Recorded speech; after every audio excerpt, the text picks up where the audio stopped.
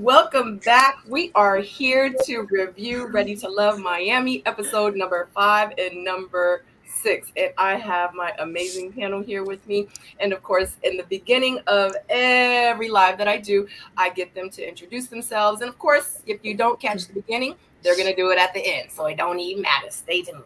But yeah, let's go ahead and get started. I'm so excited because we got a lot of stuff to cover. Since we have a lot of stuff to cover, FYI, you guys know, like when I'm doing per episode, it's like I do like each scene. But since we're doing 5 and 6, I didn't do like each scene. I did the scenes that I felt like we should discuss pretty much. So we're just gonna move forward because I'm not trying to be on here 4 hours. I love y'all. Hours, though, okay? Because we can do one episode and be on here for 3.5, easy. Yeah. So, but anyway, go ahead and start introducing yourselves. We are going to go to my right, left, right. That's me. Hello, everybody. Tyrone E. Wilson at Ty Wilson 21 on all social media platforms. I was on Ready to Love DC season with Sabrina. You may have seen me on a panel or two with Sabrina, as well as with Jamie, and the first time with Jeremy tonight. So I'm excited. It's going to be a lot of fun. So ready. You want to go, Jamie? Okay, yeah, I'm Jamie Alexander, and I'm on-camera host. I do real estate investing, and I also started Loving Life Deep on Instagram, where I do group coaching for women who are getting out of overthinking and survival mode. And I'm having so much fun with that. You can follow me on my YouTube, which you can find right here, and there's a lot of great information and fun interviews. And yeah, I'm excited to kick it with y'all today. This is my wind down for the day. Okay, and I'm Jeremy Speaks. That I am your favorite, Black financial analyst, and I am a YouTuber. So yeah.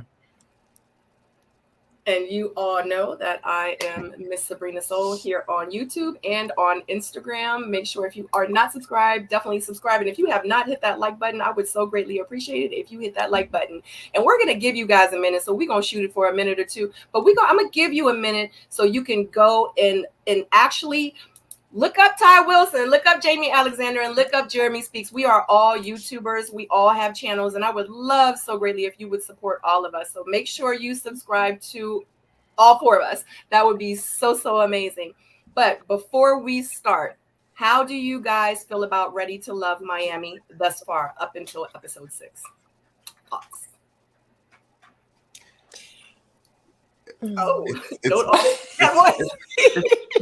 It's been a solid dating show. That's probably the best thing I could say. It's been a solid dating show. Do you know what I mean? I mean, just to piggyback off that, when I think of solid dating, it kind of seems like very real life. Yeah. Like it seems like if you had a lineup or a roster, as a woman, these are the men you'd be dealing with. It's the one who doesn't call, the one that don't like to spend money, the one who's doing a good job, but you don't know if you really like it. You know what I mean? The whole lineup. And even with the women, some of the ways that they intermingle with each other, it just gives me real full life dating and experiences and real life history. But I still think, I was thinking about it last night and knowing I was coming on here today. And I think y'all's season, Sabrina and Ty, y'all's is still my favorite season. I don't know what it is. I was about to say why? Like, what I don't know. I don't, give me a minute to put my finger on it because there's just a difference. And I'm gonna have to think about exactly why, but I was like, I enjoyed theirs a little bit more. It was more enjoyable for me. I feel like our season really, really kicked off that social media interest. Yeah, I think we set it off with that. Because yeah, I don't really remember seeing previous seasons like online and panels and interviews and having that much interest. Didn't allow them to, just like they really didn't allow us to either. But that was the good part. Yeah. I love that you couldn't say anything and there was some kind of mystery and something elusive about y'all's energy and behind the scenes and personalities that could not be revealed. Y'all got to wait till the end. Do you guys see any music videos for Renaissance yet? No. Sometimes you just need to wait, let people eat what they're gonna get, and then, let it unfold a little bit. So maybe that was part of what made your season so special. Well, it definitely ain't this season because Katie Girl. and Swayze in a whole relationship. Oh, his first black girl? Yeah, I seen it. Whole relationship. I'm talking about like this. Like booed up. Hey, boo. Yeah, I figured that would come up. What do you think about that? What do y'all think about that? Them just posting. I think it pisses me off because they were so hard on us. Like I got messages and emails and take that down. Don't do that. No, you can't promote this event. Like I'm a whole author. And when Domestic Violence Awareness Month came, I wanted to promote my book. They told me I couldn't until after the show was over. So that kind of made me, it was like a slap in the face. It made me feel some type of way. Jeremy, we have not heard from you, and that is not like you. Oh, I'm very respectful. I don't talk over anybody. But I think this season is trash. I think it really is. I think every man on there is trash, honestly. That's just my personal opinion. None of them are impressive, aside maybe from one. But yeah, the women are real masculine. The women are real strong. It's very reminiscent of the brown girls who bully people behind the scenes squad from her season, from Sabrina season. And I don't know. It just seemed like they get y'all say that it's solid, but I was like, if this is solidified, I don't know what solid means. We should probably talk about that. Yeah, in some more depth because I would love to. Yeah. Because, you guys see, especially being Black in America, you see the temperature on Twitter and Instagram about how people speak about relationships, and everything's a huge deal, from the word submissive and what men not gonna do, what women need to be doing. It's kind of chaotic right now. And for me, I'm a little old school. I'm an 80s baby. So we didn't do dating like this. Like, it didn't look like this. So I feel like by solid, what I mean is this is very reflective of how people function nowadays. Do I love it? No, but it's giving what I'm seeing. And this is a little different again, for me. Like, what do you mean that you didn't do dating like this? We didn't do this. So when I was growing up in dating, there was never any weird questions about, the men wanted to be sweet. They wanted to be romantic. They wanted to be your boyfriend. They weren't coming to you to smash and dip and sneaky links and jump offs and this. I didn't experience that. Oh, I don't know what you're talking about. Men been men for the beginning of time. And I'm saying all of these men are older than you for the most part. That's on this cast. So obviously, I don't know. It ain't like they hiring people. They bringing people on that's in their 20s. So this is y'all generation. Yep. But this is our generation in this era. This isn't giving me 90s R&B. This isn't giving me the feels. This isn't giving me courtship and there's no. I can't remember the last time I watched this show for a couple of seasons where I looked at a man and I was like, oh, I could actually date him. It's very rare. So there's something different. This climate, to me, on the show feels reflective of however people is dating right now. And it doesn't, We hear what you're saying a lot, Jeremy, and I always wanted to know, what is the expectation, when it comes to people allowing themselves to show how they date on TV? Something my expectations coming onto if I was coming onto the show, I would not be coming on here with any trauma. Crying every episode, or out here trying to start fights with the women, or out here arguing with the women, or bragging about how I don't spend money on women, or trying to dim every girl's light, Mike, Justice, just everybody. Oh no, absolutely not. This show became a joke when they hired a stripper. That it became a joke right then and there for me. I knew at this point they couldn't be serious. I don't know who the stripper is. You don't know who the stripper is? Jay! Oh yeah. You don't know because they be lying about their jobs on the show. Nobody tells what they actually really do. He says that he has a repair company. Appliance repair company. I was like, the appliances that I'm seeing him utilize on the Instagram is not what he's talking about. So he just fixed a lot of pipes. You know what I mean? Do a lot of plumbing.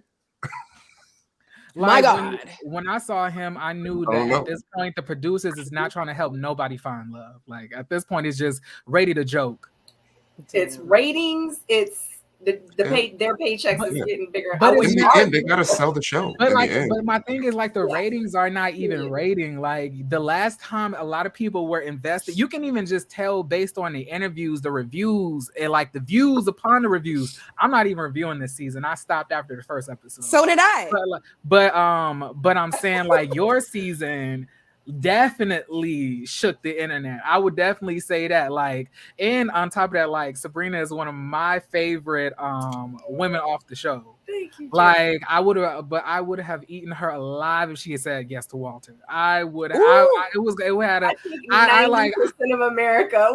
I would me and America would have been on your head. Like we was all saying, you bet not. Tell this man. Yes. Bet not. You bet. I was looking at you like this. With the whip.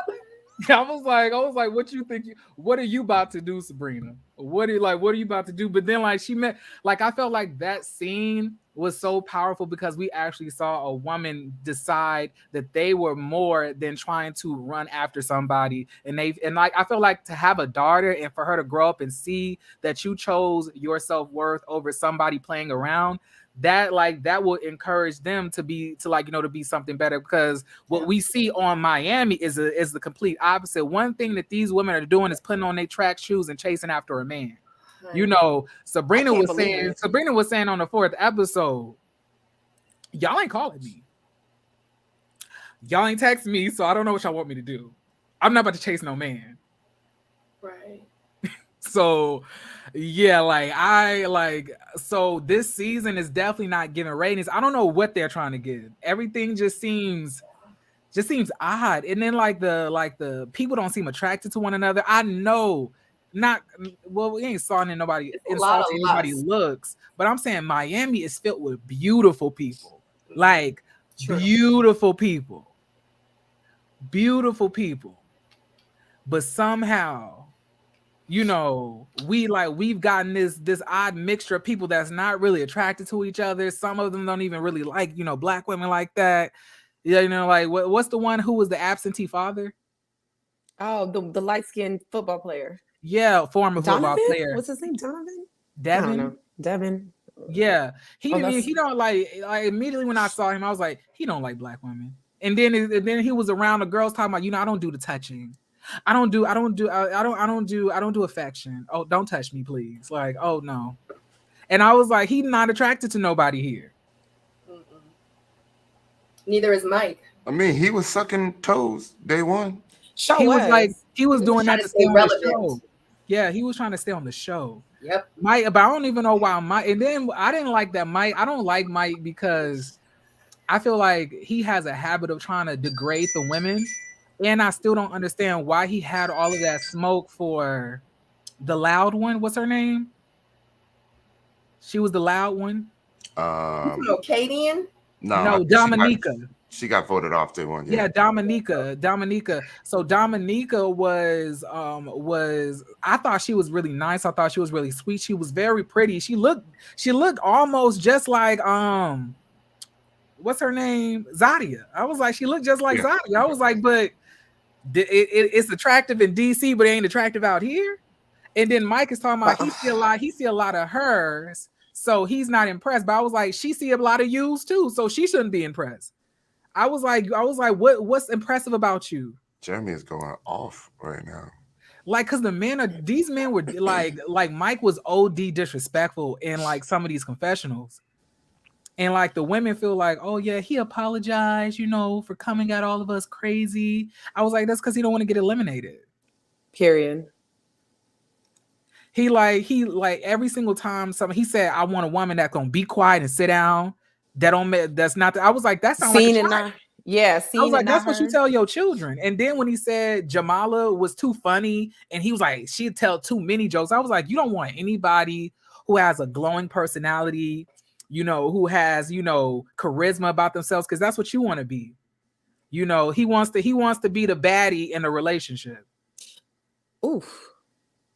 And like he just wants the woman to just sit to the side and just like, you go, Mike, you go, Michael, you do that. go ahead. Yeah. And then like that's so whack to me. Like you just want a woman, you want to limit and try to restrain a woman's greatness. I don't like that. That's just me personally.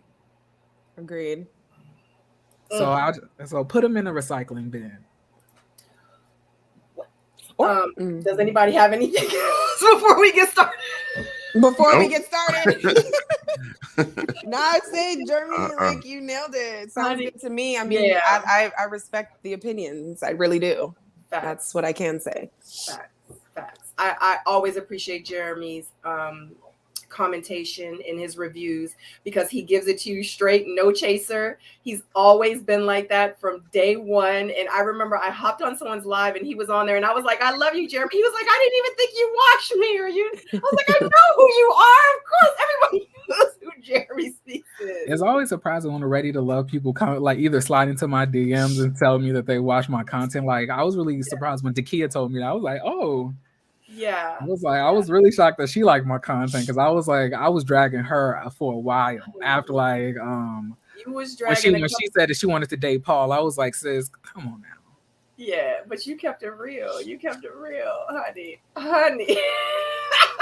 Aisha was like, man, he talked mad crap about me, but I was feeling everything he was saying. Gotta respect it. I was like, you gotta respect her, man. You got to. Yeah.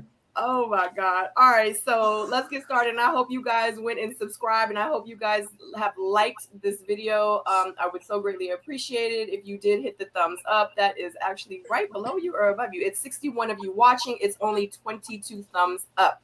FYI. Thank you so very much ahead of time. So in the very beginning at the white party, 3 men are on the chopping block. LJ, Zoe, and Justice. No one's going to go home. But they're still up for elimination next week, which is weird because they've never done that before. And I thought that was kind of interesting. And I kind of want to hear y'all thoughts on that. And also afterwards, Tommy meets with them to try to give them some advice. And here in the picture, you see Samson talking to Charisse and he's like, like, how did you feel? Like, did you think that they were going to be, on the chopping block, like the 3? And she was like, oh yeah, pretty much. Of course. So how did you feel about them having 3 up for elimination, Justice leaving early, he wasn't even there, but then giving them a whole week to try to, like, they've never done that before, to try to redeem themselves, but they're still up for elimination the following week, the same 3 men. I thought that was kind of interesting. Like, I thought it was necessary. Like, oh shoot, I might still be eliminated. That's crazy. Yeah, I like the way they did that. Go ahead. Yeah, I feel like they tried to give like Justice a little spanking by, leaving the event and then saying that he's up for elimination, because they had to do something about that. But I don't think they, could just kick him off for that reason. Having 3 of them, I feel like they all knew that all 3 of them wasn't going home, right? So I felt like out of the 3, whoever feels the most confident in themselves is probably not stressing that situation at all. You can kind of see it in Justice's face. He looked to the left, looked to the right, and he like, I'm good.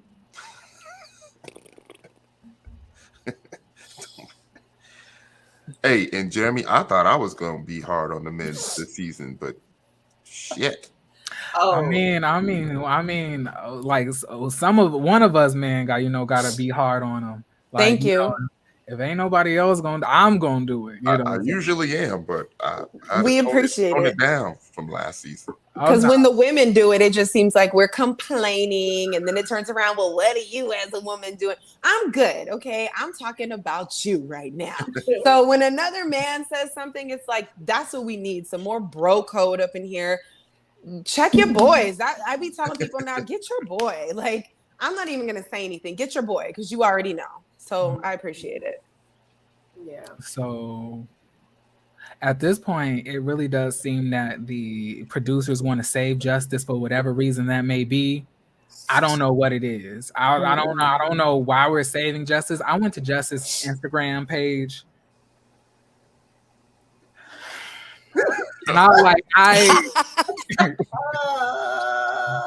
I was like, let me see, what this But this man, you know, who loves his mama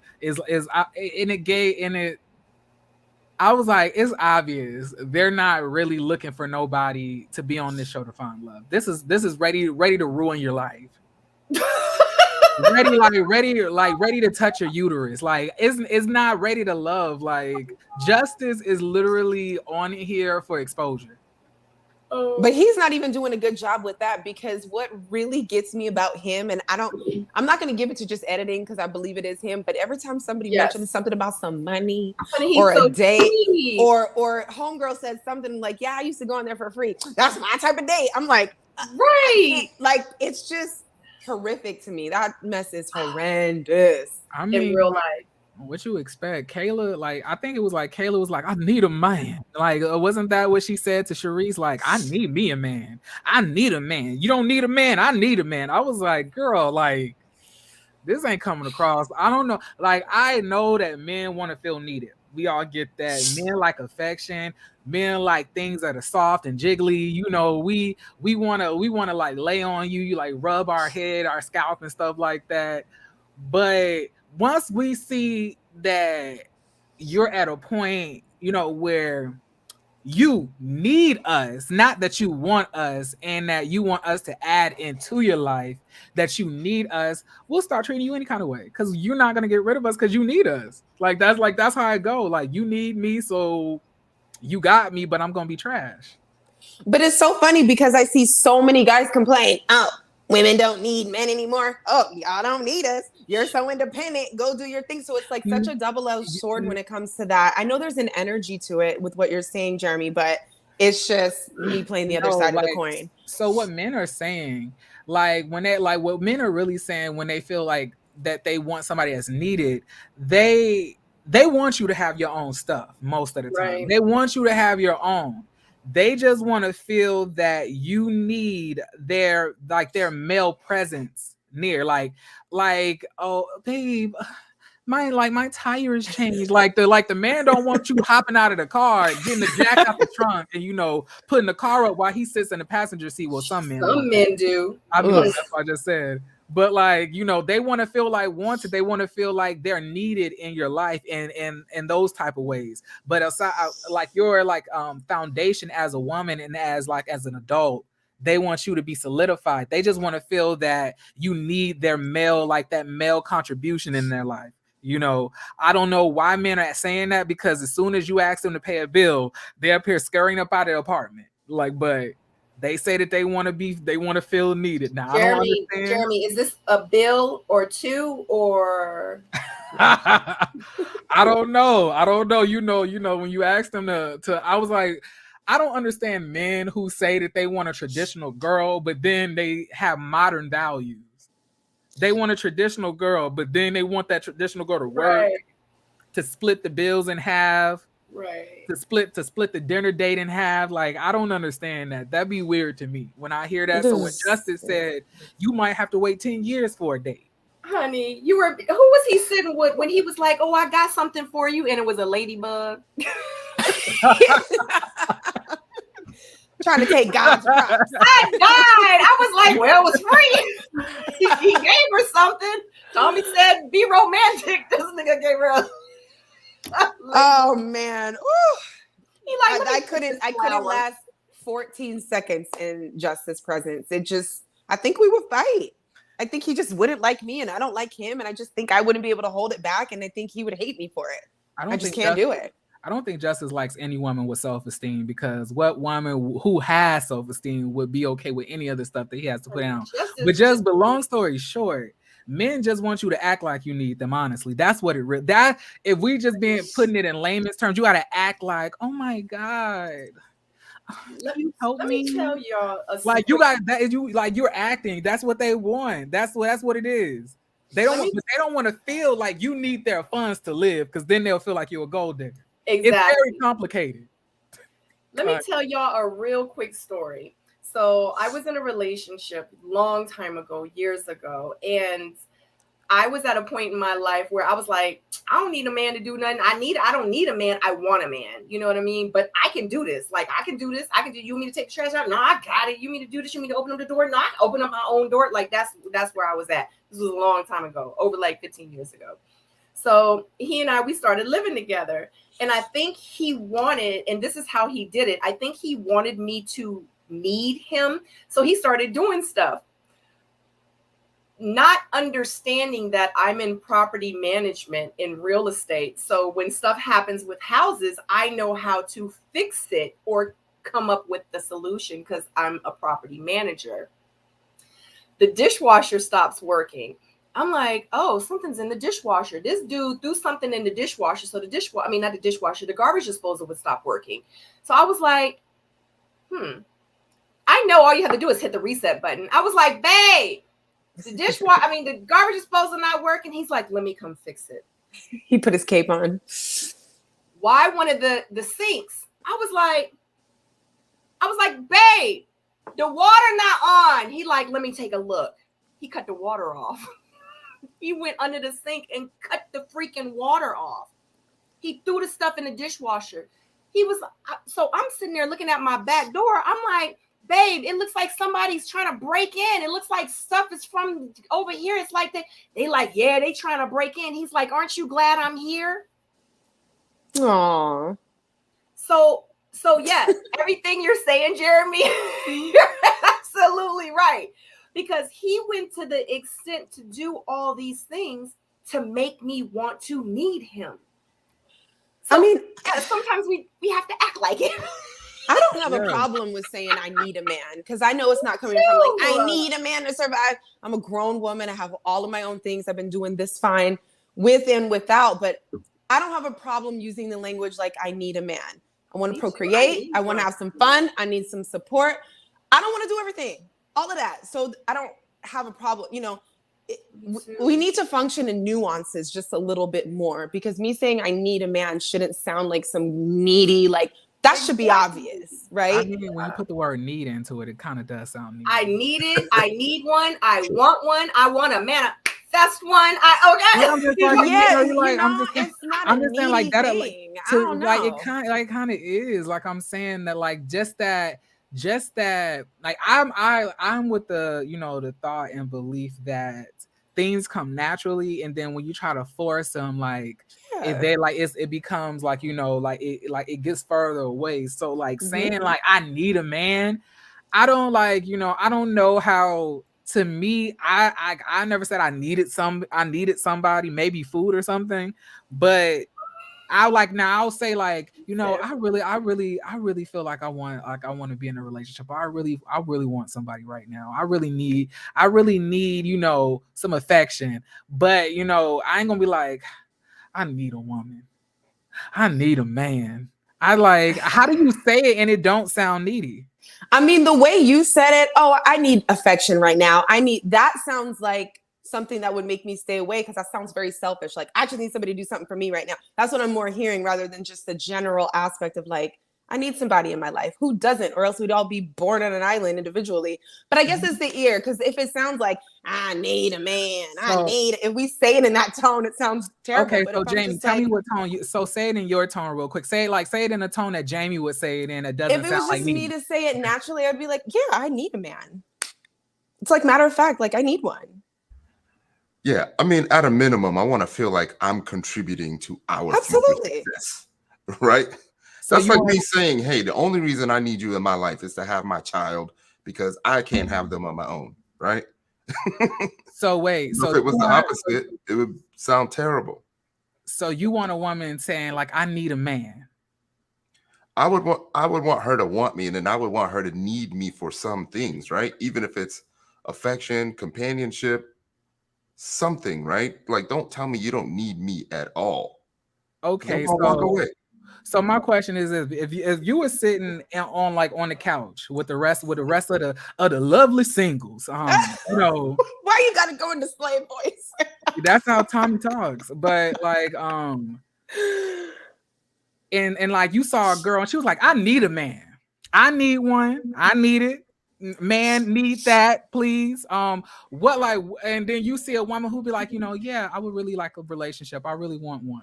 And then you saw a woman who was up there like, you know, I really need that man to come and like fix these gutters, you know, to fix this plumbing. Like, what woman are you going to be more attracted to? The woman who be like, I need a man. I would understand them all, right? Because I have cousins, I have a sister, and they've all said all those things. Like, my sister really don't need a man, right? She got a home, she got everything, but she still kind of like needs a man. You know what I mean? Come on. It's been like 10, 12 years. Like, I need a man. Like, I need a man in my life, you know? That's how I feel, because I feel like it's something missing. Like, I have everything. I have everything that my heart could desire to make me happy and content with this life that I have.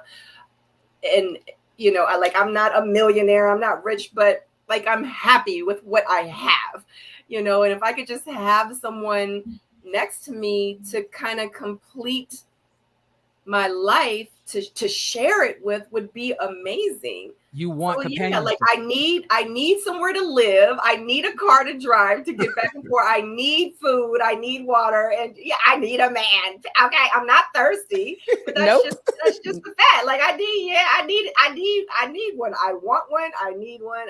I desire. How about I desire one? Yeah, so I like that better. Let's go with I desire. Want is a terrible word. I desire a man, but like I'm saying, you saying that I want a man. What's like? I feel like that's better than saying I need a man. When you say that you need something, that means that you can't live your life without it. I don't need. But we've been living our life without it, and we're thriving, and we're beautiful, and we're shining, and we're glowing, and we have things, and we travel, and we look good, and we feel good. So it would just be. Maybe I shouldn't think like that. I would think somebody would be crazy to look at me and be like, ugh, she's so desperate.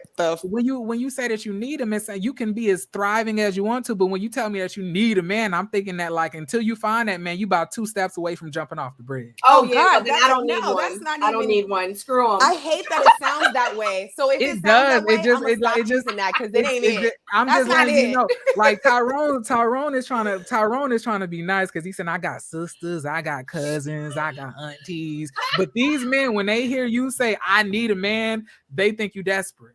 I promise you. Okay, well, he knows it. Like he knows it. Like, yeah, I mean, it's something like I want one. I want one. I mean, I'm not saying she is weak, but I would, you know, kind of say she is the weak one emotionally at the moment. That's kind of crazy to me. Now, I'm not gonna say that no more. Now, notice I just brought that out of him, but just a minute ago he was talking about, you know, my. No, I'm not saying that it's bad. I hear you, Jerry. I'm telling y'all the real, but y'all don't want to hear me though. I'm telling you what men think. I receive it. I receive it. Oh my gosh. Okay, guys. So I just want to quickly. Y'all are so funny. All right. So, let me read my notes because I forgot about the notes and everything. Well, I do know Zoe popped Trinika in the head at the beginning of this. Honey. The group date with Zoe, Justice, Sharice, Katie, and Trinika and Jamala. So Zoe hits Trinika hard in the back while they were go-karting, and it pretty much hurts her hand. She's upset. She's like, I need a minute. Afterwards, they all get together and they're talking. Zoe's like, yeah, I'm first person. She was like, second. So, excuse me, Sharice is standing there and she's like, barbecue him. He hears it and it doesn't pretty much go well with him. He doesn't say anything at that moment, but later on when they're having a conversation, he does. So I can kind of start it. You guys can, I can go into my notes. Pretty much Sharice starts the conversation by asking Zoe while they're playing pool what his plan is. He says that his plan is to be whoever he is and be authentic and genuine. Of course, he had a whole girlfriend the whole time, so I don't know what that part meant. And pretty much that's all he knows. Sharice wants to know where they stand in this process. He says that's a great question. He's like, I should be asking you. He hasn't reached out to her since the white party, and he doesn't seem to be interested, and she isn't, or he doesn't seem to be interested, and she says she ain't chasing no man. Zoe states that he has seen a different side of Sharice, and he doesn't know about her anymore. Zoe says that she is pretty much fake AF, And she's like, yeah, I'm not. He like, I ain't want you. She like, I ain't want you either. And then she starts crying. He starts getting a little bit more belligerent. And yeah, thoughts. I think he hurt about something. You know what I mean? There's something more there that we didn't see. He seemed to be hurt about it. I watched it like 3 or 4 times a day. You know, and the more I watched it, I understand what both of them were trying to say. But I feel like at this point, I want to know what Zoe feels Charisse is being fake about, and Right. why is he upset about that? Do you know what I mean? Like if Right. they can both come to an understanding that we just ain't making a connection, then just let that be what it is and just say that. I can also understand that, you know, he's saying that she's fake about some things, but the extra piling on, like, I don't understand that part. You know what I mean? Especially if there's truly no feelings about it, then what are you sitting there arguing for? Like, what are you getting loud about? You know, just say your piece, walk off. You know what I mean? But like, you want to pile on, you want to like literally scream her out of the room. I don't get that. You know what I mean? He knows his camera's there. He knows his people's watching. So, you know, back to my original question, what is she being fake about? And why are you upset about that? You know what I mean? What didn't we see? And then at the end, you know, to not show up shows that lack of accountability. You know, the conversation showed, you know, a lack of emotional control. You know what I mean? For real. The screenshot. You know what I mean? Like that lack of, you know, that emotional maturity and understanding that, you know, this woman may have triggered you, but you can't let that, you know, you can't let that get to you to the point to where, you know, he's expressing himself in the way that he did. You know, I just don't get it. And plus, you're on a date, man. Right. Let them win. What's wrong with letting them win? All right, that's it. I would have to agree. It kind of seemed like to me at some point, I'm really, you know, big on energy. And, you know, sometimes if you can be evolved to a certain level when you're interacting with somebody and see that y'all are mirroring each other at some point, to me, that's what it looked like was happening. And you're right. I don't know why he got so riled off or triggered by what she said and what she was hurt about, but I feel like there was some part of him either defending himself or he was butthurt about something. Yeah. But it just seemed like a lot of reflecting and mirroring that they were doing. And it's almost like they both intentionally riled each other up to intentionally get to this space where they both brought on this moment energetically. Yeah. Because if she started by like, oh, barbecue ham and, you know, they had words and blah, blah, blah, it was brewing in the ethers before it came to a head. Yeah. So it was just a bunch of energy misplaced, in my opinion. One more thing, it feels like he knows something about her and somebody else on the cast. So when he's seeing her acting like she wants to get to know him and have a relationship or blah, blah, blah, it's kind of pissing him off and he don't know how to respond to it other than the way that he is. When he could have just been like, yo, like, I know that this is not what it is, but if you still want to date, we could date. You know what I mean? But don't be acting like you really want to get to know me when I already know all these other things about you. I mean, was he trying to be overly whatever? Because, like, I mean, to me, it looks like she has lip injections. Like, I don't know what else she's done, but was he trying to be like, you're fake? I know for a fact. Like, look at, like, I don't know if he was trying to dig or. I think it was something personal, something emotional. Her wig. Or for him to even, care like that. You know what I mean? Like, they all got, you know, weave, hair pieces, all that stuff, right? So, like, I don't think it's that. You know what I mean? Because he ain't addressing nobody else that way. So it makes me feel like with her something emotional. Like he likes her. No, he don't. And she don't like him. Facts. That's exactly what it is. And when she was like barbecue him, he heard, because Katie even said that she was talking to him all weekend. And that was the issue, that he heard it. It hurt his feelings. And I think he really liked her. And when she did that, it was like a slap in the face to him. And obviously he has issues with something. Rejection. What is it? What is he gonna say? Rejection. I just want Katie to mind her business. She's too in everybody's business. She don't know what everybody was doing. What was she doing? Let's talk about that. But anyway, I understand. Go ahead. I feel, and this is just me, I feel like it was a multitude of different things. I feel he was not only upset that he was on the chopping block because he's up there like, y'all, the women don't want me. The women don't want all of this. Dad bod. He was like, oh, the women don't want me. Then the woman that he did end up clicking with wasn't even necessarily sexually attracted to him anyway. And then that brunt of rejection is what did that for him. But he didn't necessarily like her because, let's be real, it's already been out there that he had a girlfriend doing this whole thing anyway. The whole thing. So I'm saying, like, he does not want any of these girls. It's just, to me, it was more so an ego thing. But when she said barbecue him, it was when he gave Trinica whiplash. Facts. That's when she said barbecue him. And then my thing is, like, all of that aggression that you had, all of that, like, you so fake. I love Charisse. The way that she was like, why am I fake? I love Charisse too. She was like, I didn't like her, but I love her. She was like, oh my God, but why am I fake? I was like, that would have been my reaction. I was like, well, why am I fake? Hold on, I got something for you, Jeremy. Here you go. And you know I do. Yeah.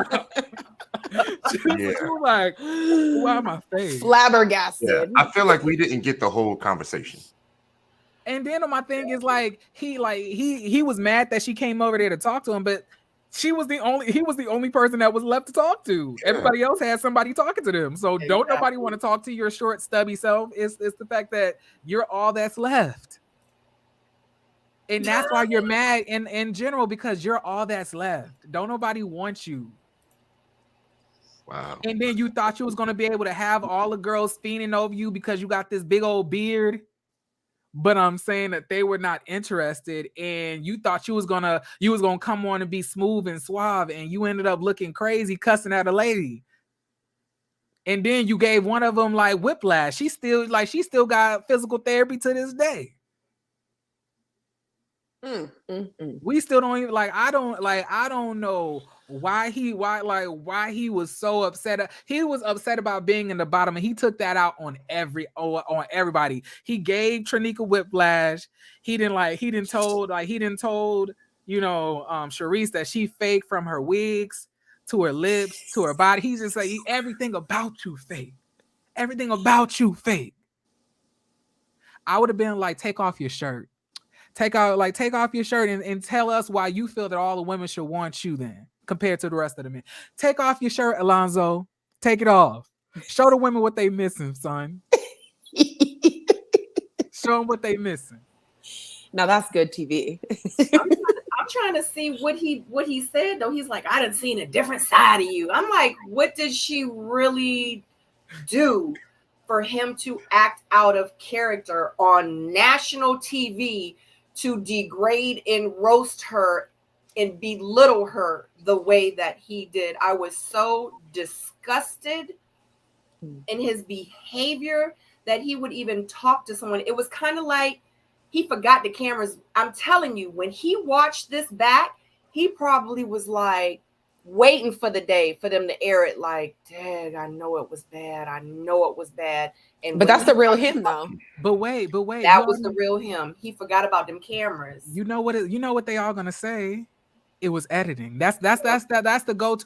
It was editing. They edited to look like that. They edited. The only thing they edited was stuff that was left out. That's all that was. No. How you gonna edit that? They edited your attitude. They edited you yelling and screaming and like, come on, like they edited that.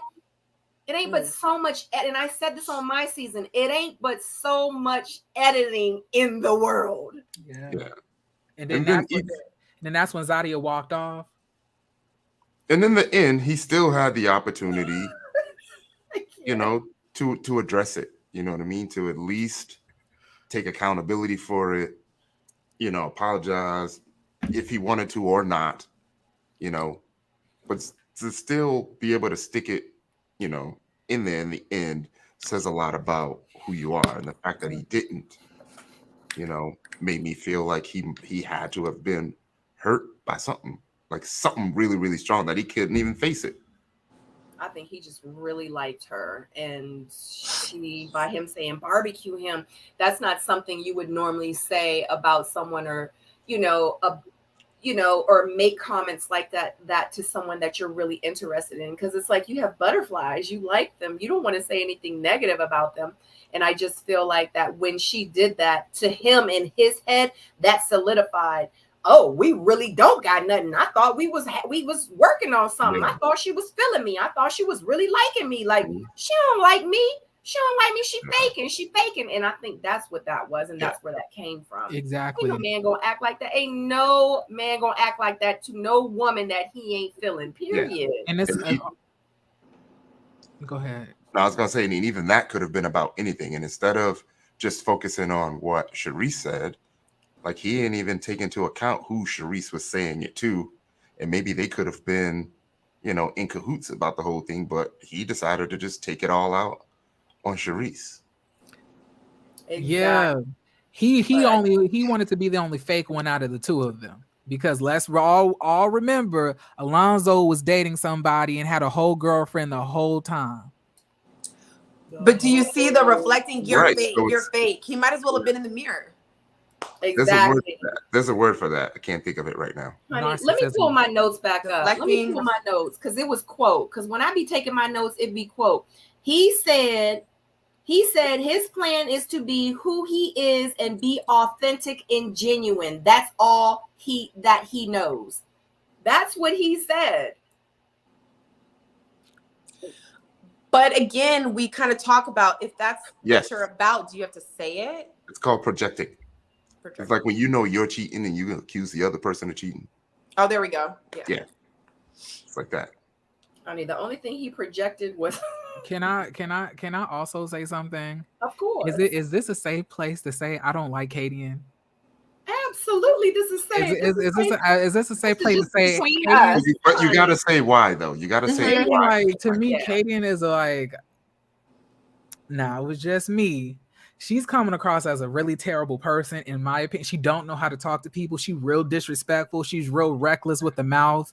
She don't know how to address certain topics. She way too abrasive, way too rude and nasty. She messy too. Remember, she the one who started the whole argument between Randall and Sharice at her own apartment building. She was like, everybody was just eating, and she was like, "Yeah, Sharice, you remember when you said that he ain't no king." Anyway, let me eat my food. And then I was like, why did you even bring? Right. I was like, why? And then she also brought it up when they all sat down. When the men were talking. When they all sat down, and when she went back and forth with Kayla and Shakira. Like, Kadian brought it up then too, with Shakira or Shakira. So I get Kadian, right? Because I'm black and white as well. It's either on or it's off. I'm grown. I don't really know how to sugarcoat things. You know what I mean? It is what it is. And sometimes, like, the tact isn't there, right? And maybe I'm not really caring how you're going to accept what the truth is, right? But sometimes I feel like sometimes she just does a little extra, you know, like the part with Kadian? Zoe, Kadian. So I can understand her, you know, explaining the situation to Sharice, where she was like, "Hey, Sharice, by the way, one of the reasons why he may have been mad is because he heard you say barbecue him," and she could have just left it at that, right?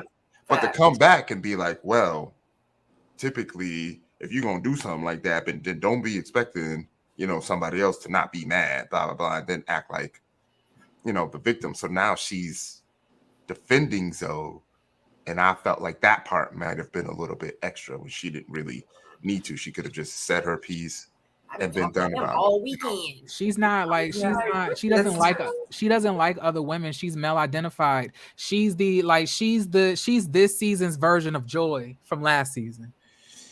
You know, like Joy was the exact same way. And my thing is this: you could be truthful as you want to be, but why are you being so truthful and passionate about things that are not your business? Nobody be talking to her. Who trying to holler at Katie and except for the one dude? What's his name? Swayze. I was like, anything else, Katie just butting in other people's business being messy. But let's talk about what Katie do. Let's talk about why we don't like Katie, and let's talk about all the things Katie do that irritate everybody. Guarantee you she won't accept it like that. That's the one thing I don't like about black and white people is only okay until you tell them the black and white stuff you don't like about them. Then all of a sudden they see a whole bunch of gray. Fair enough. I can see that because it's my perspective, it's my point of view. So yeah, I could definitely see that. Oh no, I don't have. I wouldn't get upset. I get it though. She's rough around the edges.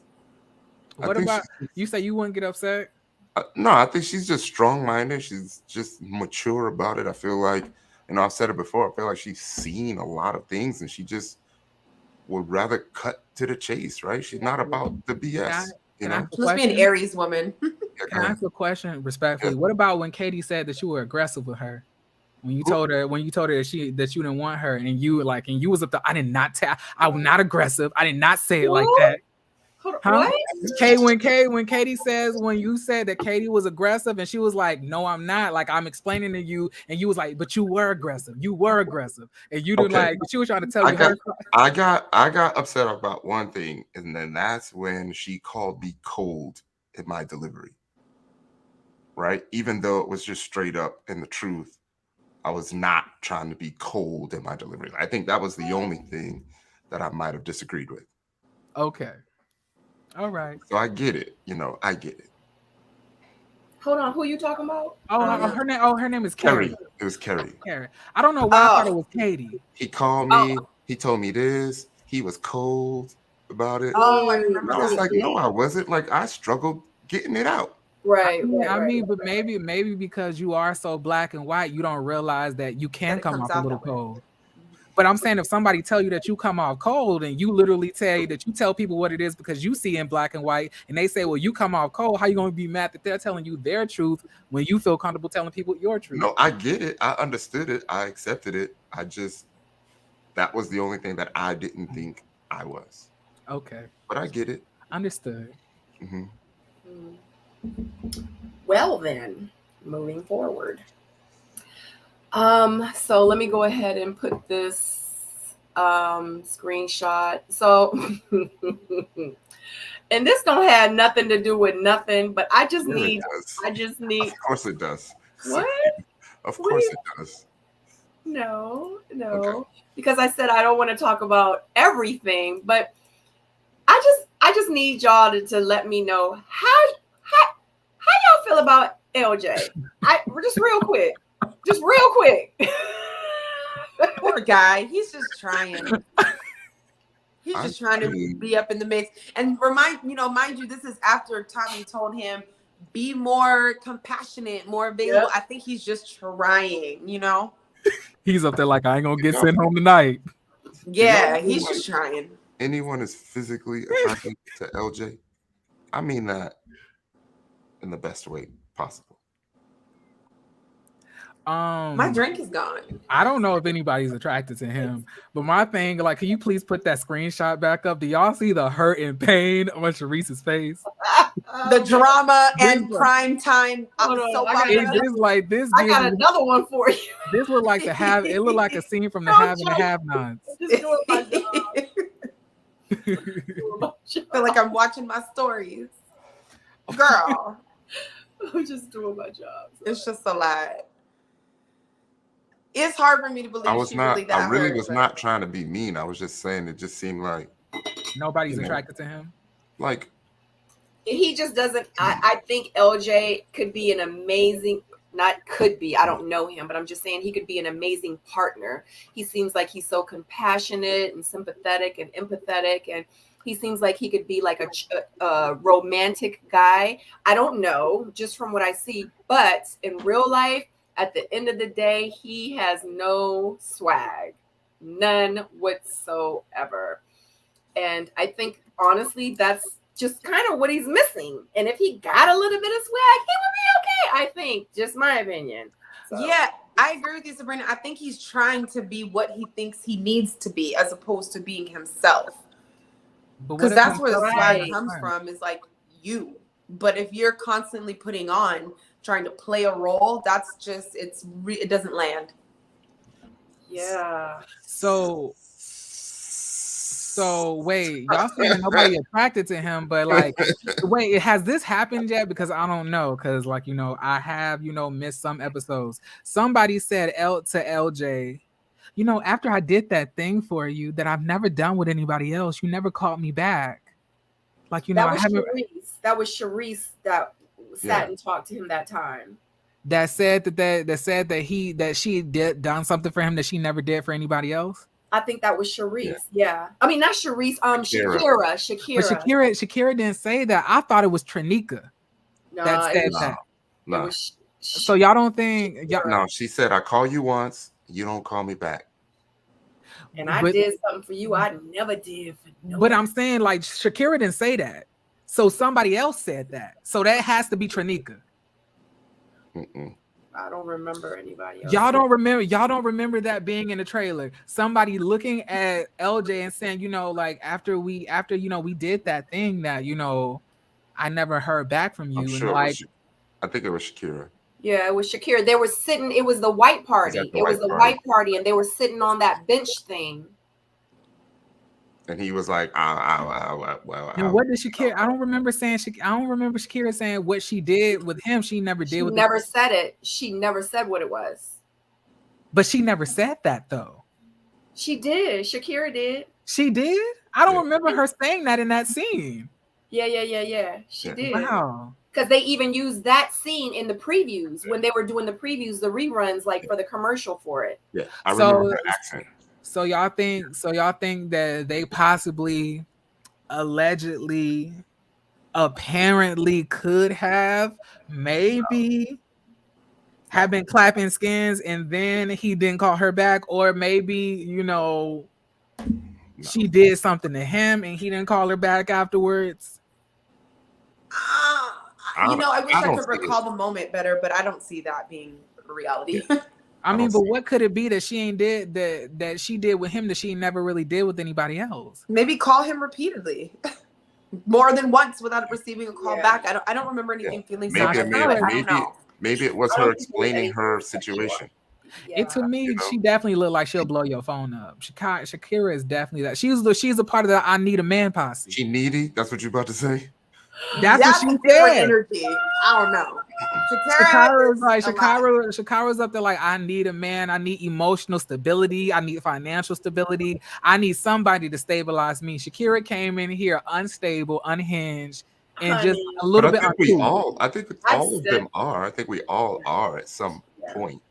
You know. But do you go on a dating show when you not like her? Shakira, I can't. But I'm saying, why go on a dating show if you're literally crying all the time about your trauma? You haven't even healed yet. It's bad. Don't nobody want that. Who wants to weep in Willow? Nobody. Let's be real. Come on, it was. You're like, I don't think she was crying. I know you. I don't think she was crying about the situation. I think she was crying about the betrayal of the information. She's been crying since the show started. That's what I'm saying. Like, she's been crying about multiple things. He did this to me when I was in front of my son. Like, it was given very much like, I think she cried. Are you gonna do this to me in front of my son? I think she cried when she told the story, and then because it's emotional, and then she cried when she felt betrayed. Shakira wears me out. I can't do it. And it might have just been editing, but every time, and the guys are really sweet about my trauma, and that was just so hard. Everything was just so hard, and I don't appreciate this. Like, it was non-stop. And but I really think... Notice this.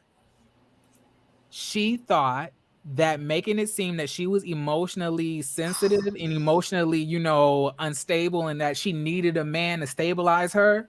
See how that ended her up. Men don't like that. They think you desperate, and they don't want to enter into a hurricane of different emotions and trauma. They don't want that. They want you to be good, but make them feel that they're needed. They don't want you to actually need them to survive. And that's exactly what she was given. I was like, sis, you literally just came out of an abusive relationship in front of your son. So I don't know if you were getting abused in front of the son or whatever it was. She was being a little bit vague about it. But I was saying that the next thing that you want to do is, instead of going to therapy, and just focusing on you and your son, you want to go on a dating show. It don't make sense to me. I think it could be different. It don't have to be like that. I think if you're dealing with someone who's emotionally mature, you can handle that situation. Like Samson had no issue handling that situation. Samson also finds trauma attractive on women. He wants you to be. He was like, "Oh yeah, you was homeless. Or your mama abused." He was like, "Your mama abused you. Oh, you got beat up a couple of times. Oh, that's sexy." He was like, "I like my black woman with a little struggle on top." I didn't understand that. So I think you've been beaten. He's a life coach. And I think that it was more so life coach stuff. He wasn't really attracted to her. He was just seeing somebody that needed some like motivational speaking to. Wow. It's just all a lot. Because I can be very like, this is great for my book. Wait, what? Most men do have a little bit of captain. He's like, this is great for my book that I'm gonna write. All this content. Oh, I'm just like Sam, and that's another questionable thing. Like when Samson said, I just love the struggle of a black woman. I was like, why you want them to struggle though? Right. That's not what I heard, but whatever. We discussed this last week. I'm not going into any rants. What did you wait? What did you hear, Jamie? Uh-oh. Here we go. I'm gonna try to keep it succinct because I had a little drink and I could get talky. I just feel like he was acknowledging the stuff that people go through and appreciating it for what it is. Not like I need to have my woman beat up and battered before she gets here, but realistically, a lot of us been through a lot of hard things. And when it comes to vulnerability, you want it to be received in a space where there's some capacity, if it's even shared at all. A lot of people don't even share what's going on with them because they don't want to be constantly perceived as some broken, raggedy piece of something that can't get it together. But having some understanding is kind of nice. That's it. I mean, to me, I don't know. All I'm saying, me personally, I don't I want the person with the least amount of struggle to get into a relationship with. I don't find it sexy. I don't find it attractive. I don't find it beautiful. I don't look at black pain as something that's beautiful. That's like if you pinch me, I'm up here like, wow, that was so poetic. Overcoming it though. It's the overcoming of it because you either overcome. Just be real. You either overcome hard times or you die. That's the only other two options. You either overcome it or you die. Need a little bit more empathy from you. Jamie. It's empathy and compassion. That's it. Because we're in our 30s and 40s now. So to act like we haven't been through anything. Get over it. Yeah. No, I'm not saying get over it, but I'm saying that when if I'm talking to somebody, I'm not saying, I like a woman who's been through some struggle and came over it. Now I understand that everybody got a struggle that they have to overcome. And, I am very emotionally, empathetic. But what I'm saying is that I don't look at that as some positive trait. I believe that. But isn't it a positive trait though? Because but I feel like if you're with somebody.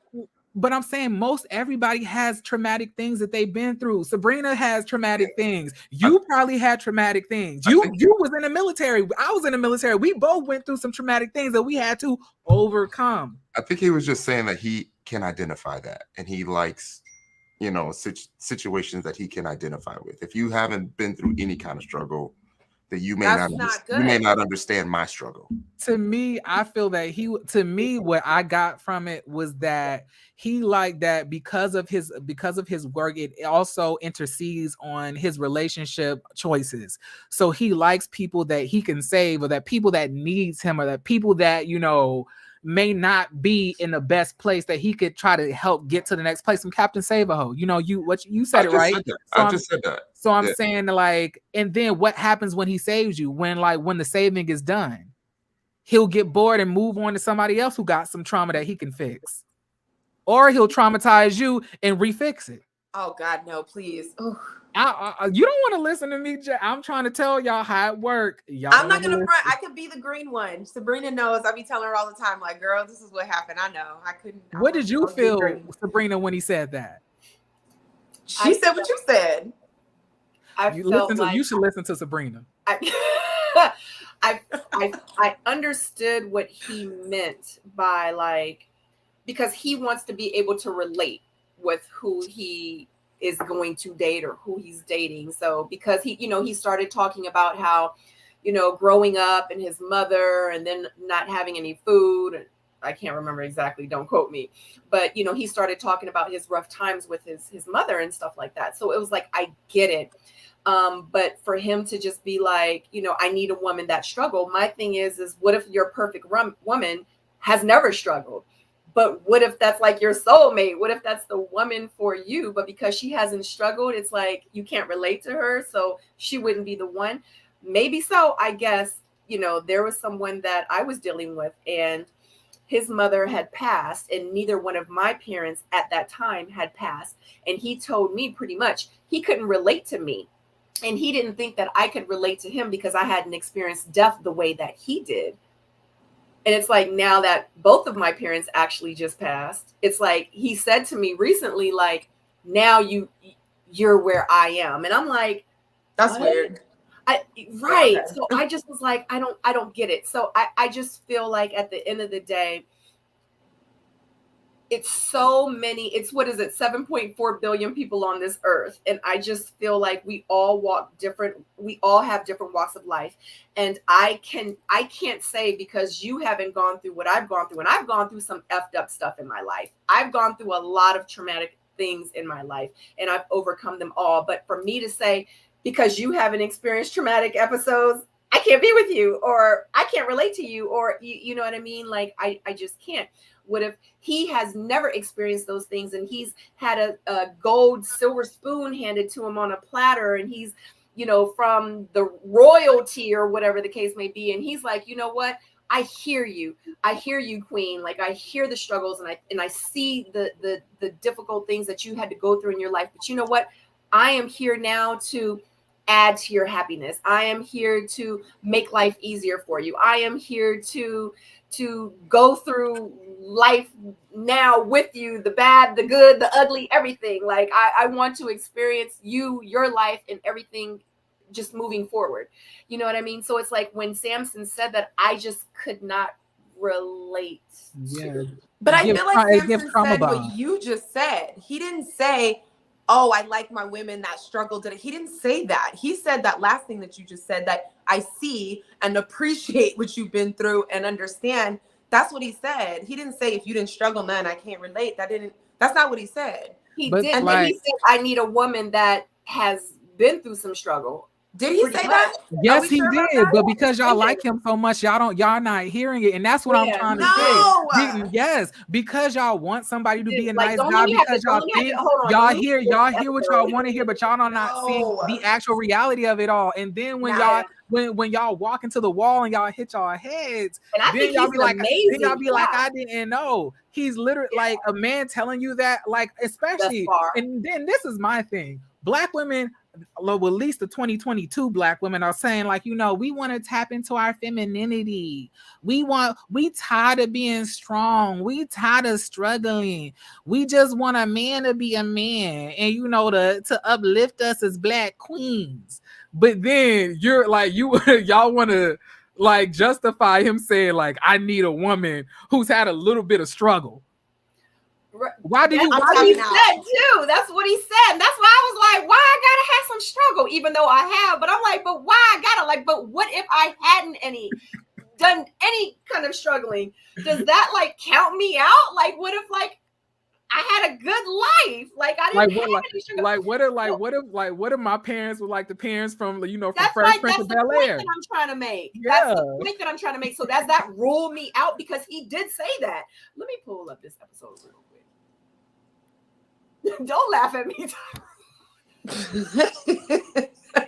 But I'm not taking away that Samson is not an amazing guy, because of not the point. Questioning because he was so great like in the beginning. So I was like, I'm not gonna give him his flowers and kudos. I ain't gonna high five him just yet. It's episode 2. Like I just need to, you know what I'm saying? But as time goes on, this is episode 6. I'm really starting to like Samson. I think he seems like so far he's an amazing guy. But by him making that comment, I'm just like, dang, like I don't really say none of these men are like, good guys. We'll see after the show ends and how he moves then to see if he really a good guy. It's real nice. It's real easy to act nice on camera, because I thought Walter was a good guy. He was the one he was like my favorite out of the men. I was like, Walter is like the realest out of all these men. I saw Walter so quick. But you can't see Absolutely Samson. Not. Okay. Walter looks okay. I'm not gonna dig in on Walter because he's probably. But I'm saying, but how are you today? but what I'm saying is that like anybody could come off as a nice guy, but it depends on when the camera stop rolling how they get down. I thought Alonzo was a nice guy. Now he cussing Sharice out, got her crying in LJ's arms, and y'all know LJ had to get her like a booster seat because she taller than him. Yo, Samson be coming for me. Try playing the clip, Sabrina, so the debate stops. I wish I could. I have to agree, because he ain't say what y'all say. Everybody give Samson a shout out. Say hi to Samson. This is Samson, the one that we're talking about right now. Do you have a clip? What up? I mean, I got another phone. I probably I got a phone too. Let me look this up, because I felt that I heard him say, I like a woman with a little struggle. Yeah, he said that's what he said. You know what? Okay, he didn't. Because I can't play it back, because y'all know for copyright issues I can't play it back. Are you pulling it up? I'm looking it up. Maybe somebody find the episode in the minute mark. Because let's just keep it real if we're gonna, but whatever. Right, absolutely. We'll move on.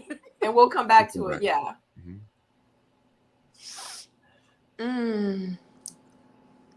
As a dude that's been in the dating scene, I've seen all these other dudes' techniques over and over and over again.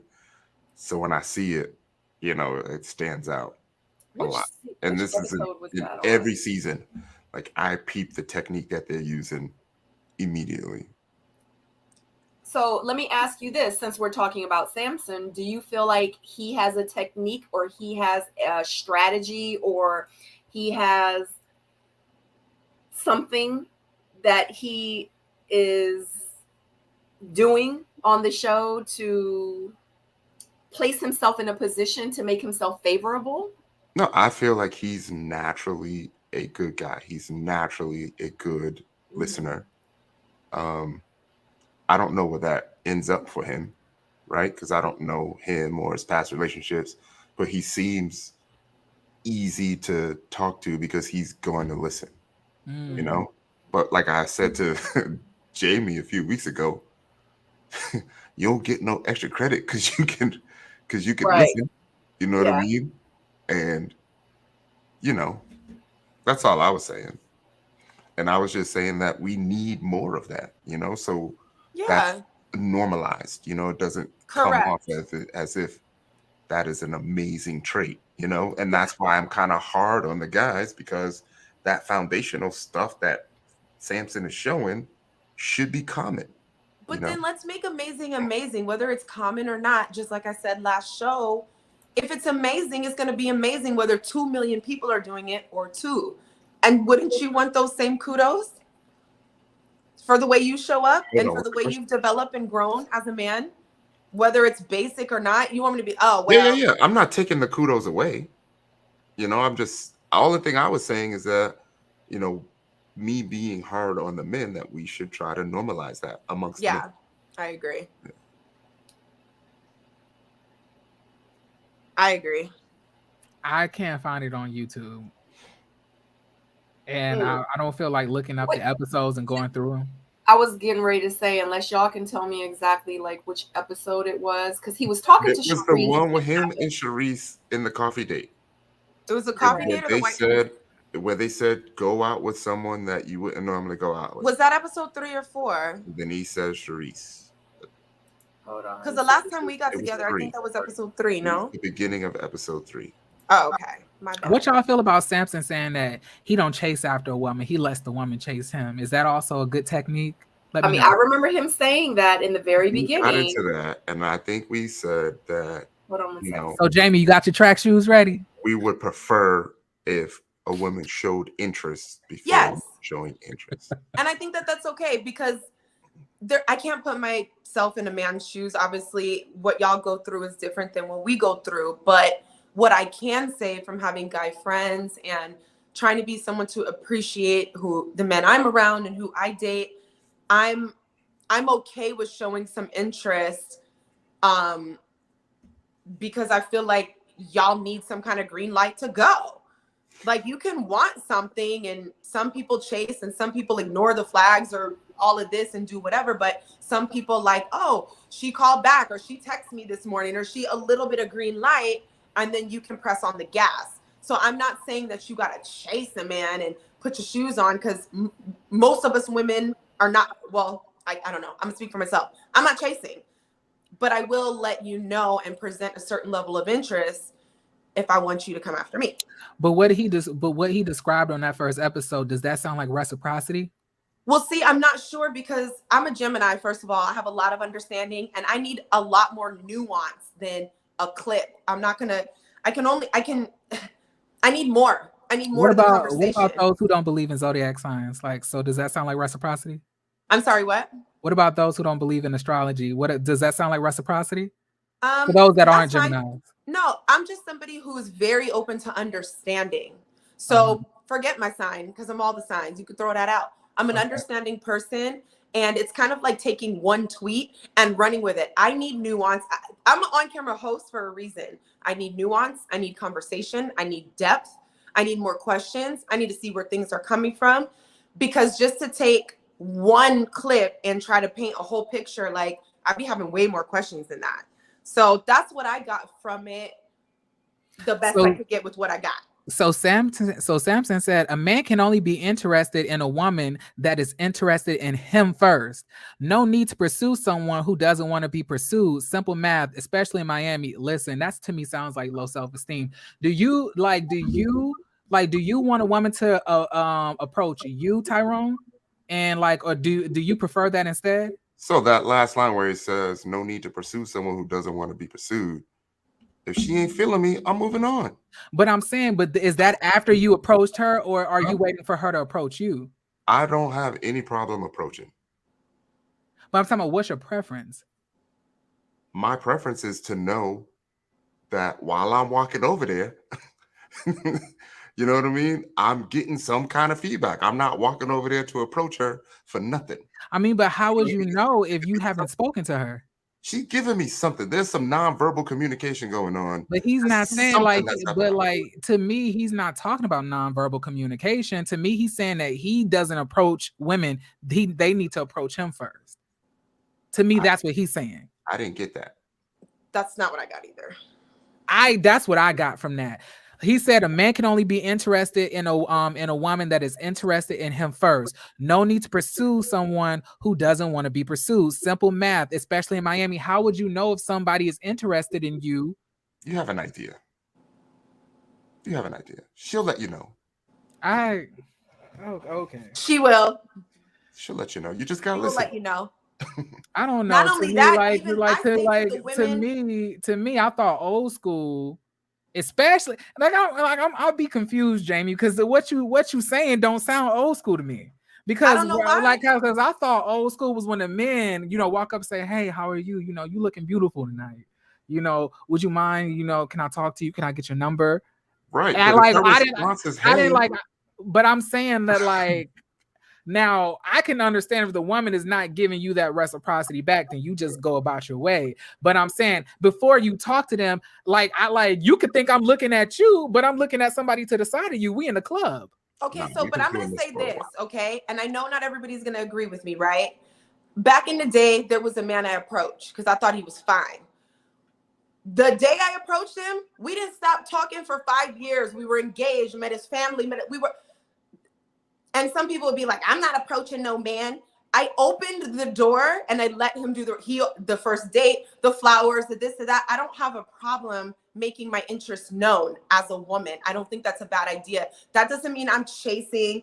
I didn't walk up to him like a dude and like, oh, I was just like, I found a common interest, opened a line, and let him do his man thing. And I think as a woman, that gave him the green light to press on the gas. And he did, because it was no question. Like, I just was like, hey, and he was like, well, all right. And it was that. I don't know. I guess we can just, Sabrina, what do you think? I was looking.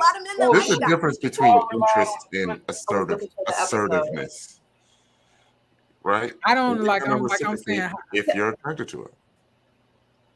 Tell me, I gotta lock eyes with you and like come over here and talk. Like I gotta do that.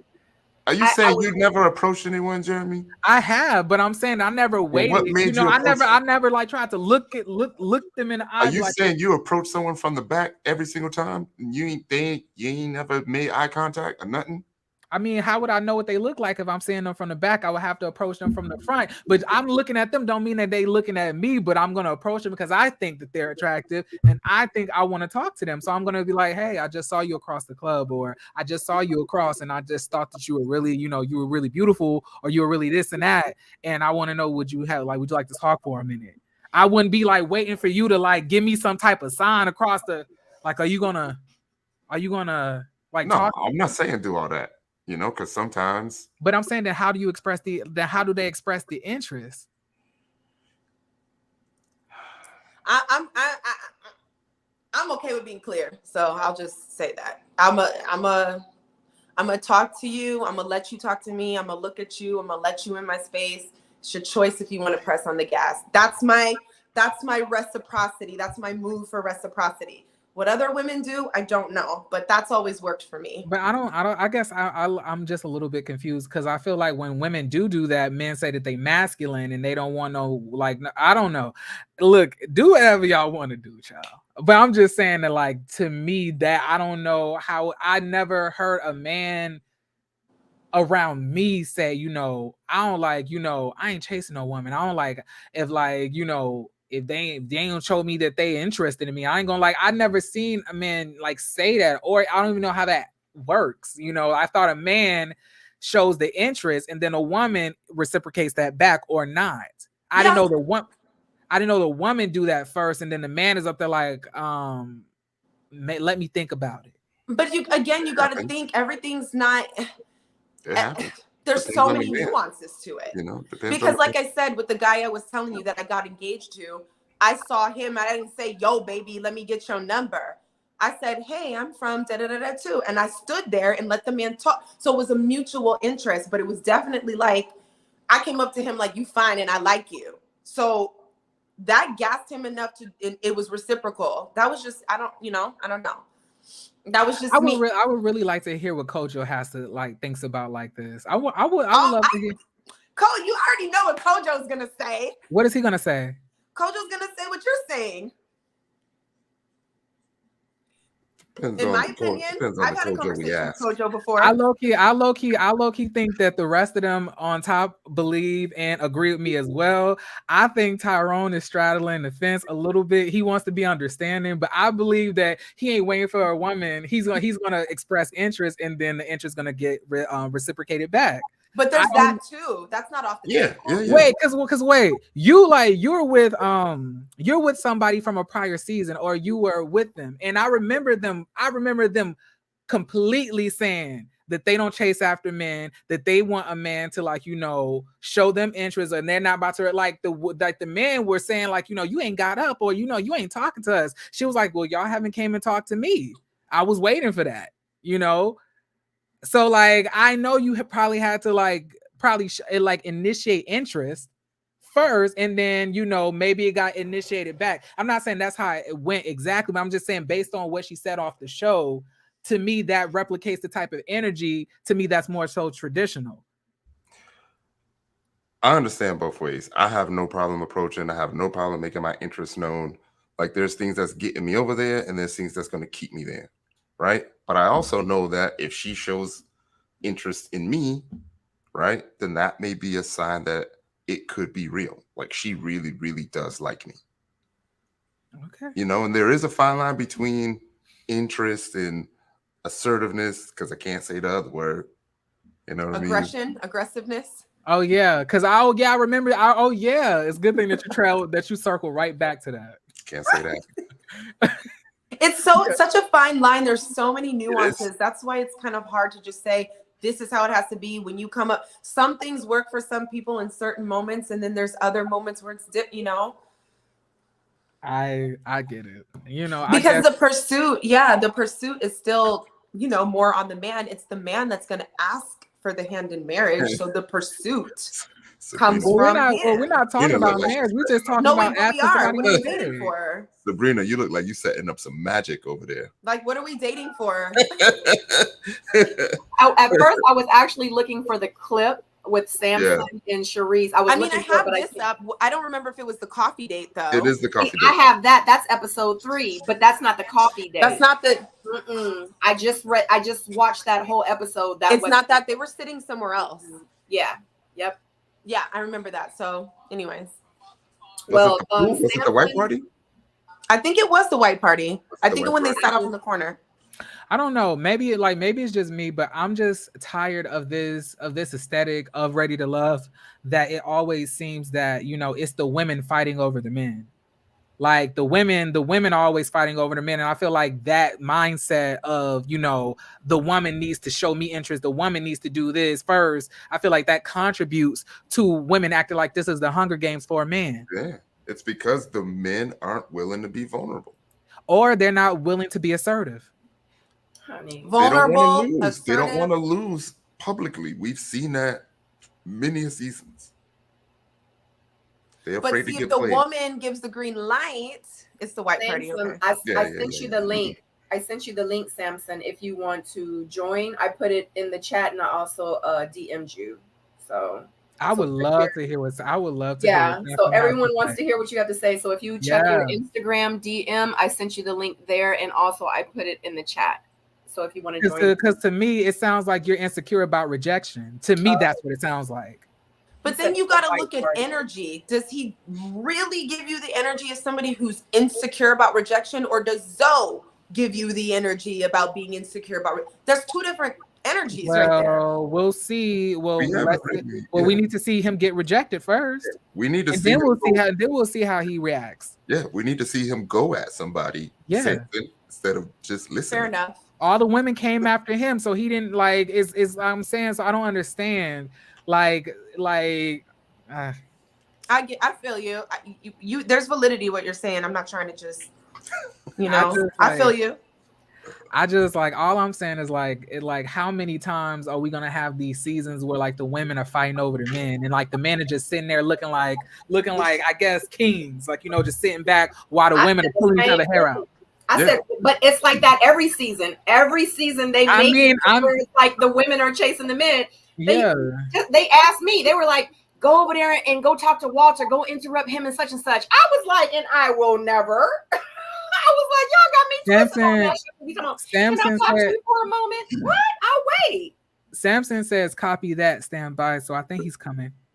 Oh, okay. And that's why I said it's reflective of the current climate of dating. Like, if Tommy got to get on the show in the beginning of the first of episode 6, I love how he got all the men together and was like, come on, you got to give to get. You got to do something. That's something the men should take in consideration. If this grown man got to sit up there in front of a room full of men and tell you to pull up when it comes to dating, there's a problem for sure. I think it's who they're pulling up for. Look, at the end of the day, I ain't a woman, so good luck. Thank you. I feel like fine man in Walmart the other day. He kept looking, and we bumped into each other a couple times, and he was looking at me, and I was looking at him, and we bumped into each other. He was like, "We could do this all day." I was like, "Me too." And I was like, went over there, looked at him. He looked at me, and never once was he like, "Excuse me." And I wanted to be like, "Hey, come here for a second. Let me talk to you." But I said that when I was on the show. I did it all the time. He got a girl at home. Men. My last 3 relationships, okay, not my last 3, but them ones, I approached all those guys. Like, I was like, "Hey, what's your name? Can I take you out to eat?" One of them let me take him out to eat, and he let me pay. I guess I'm saying, like, I know people are saying, like, it's a new age, like, it's a new generation, we're in a new like time. But I'm saying these men are literally criticizing women for quote unquote being too masculine or too manly nowadays and stuff like that. But in the same breath, want you to initiate interest, want you to initiate this, want you to initiate that, want you to do this, want you to do that. And I'm just saying, to me, it don't make sense. Yeah, especially when women are also saying, when black women, I'm talking about black women, I'm not talking about anybody else. I'm saying, like, especially when women are also saying, we need to tap into our femininity, we need to be our inner, a man needs to be a man, masculinity, black king, all of that, and the rest of the Negro spirituals and stuff like that. But I'm saying that it's exhausting. To me, those things don't add up to what I'm seeing. Because what you're seeing, like, we got to speak in a little bit of gray. We're in black and white right now. All of that, I'm in my femininity and da-da-da. First of all, briefly, the only reason I feel like that's a thing is because women only become that way when they're hurt and on the defense. So that's something that's a whole nother thing. But there's just nuances to everything. So it's like, yes, guys need to pull up and do what they need to do, and women got to do the same. Like, there's just so many colors to it. Like, I don't know where to begin. It's not just as simple as like black men need to.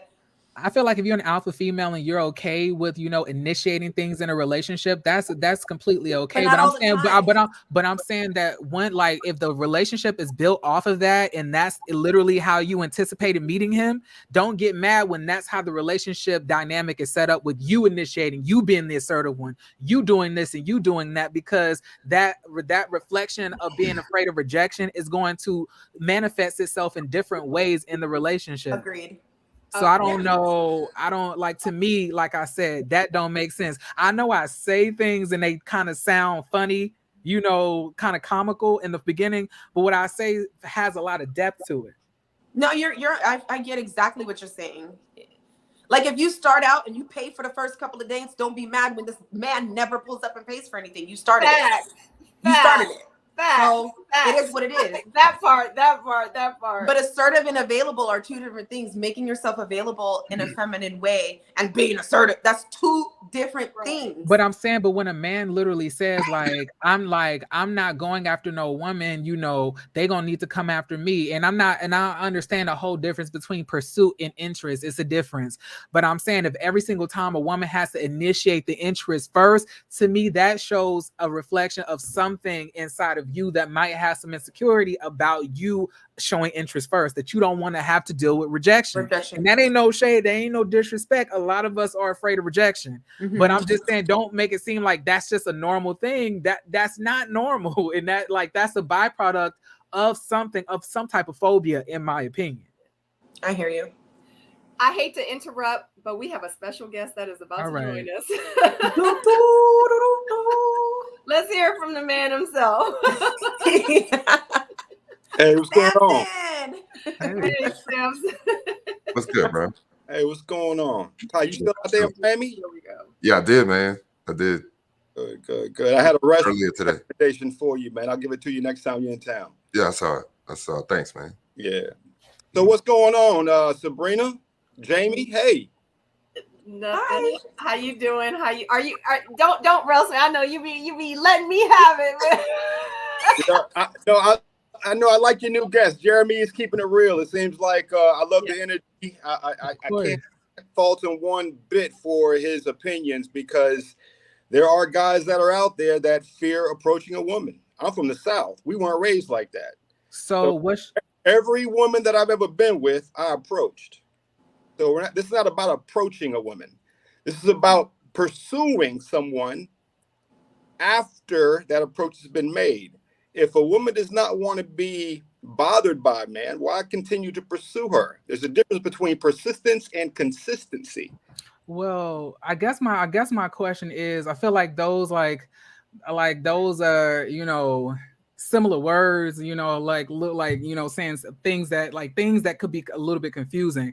So my question is, you said that you're not going to chase after no woman and everything else like that. My thing is this: so a woman has to every single time give you interest first before you go after them. And I'm saying, like, what did you mean by that? Because were you saying that they have to let you know that they're feeling you first before you go over there and talk to them? Because we're talking about this in the grand scheme of dating, not making life partners yet, because this is all like the dating phase. So I'm saying, like, what were you meaning by that? Because to me, it sounds like you're saying, unless she shows me interest first, I'm not about to even try, because I'm not about to have her, making a clown out of me.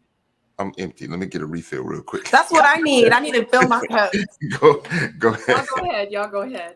You want me to pause on that one? I'm gonna take my phone with me. Samson. You're fine, Samson. Because honestly, that's the impression that I got when I first heard you say it. And I know, in depending on how it's edited, because what it is you could have said this, you could have very well meant it, but you could have meant something else. But how they cut it made me feel like, if I don't go up to him, he like, I'm good.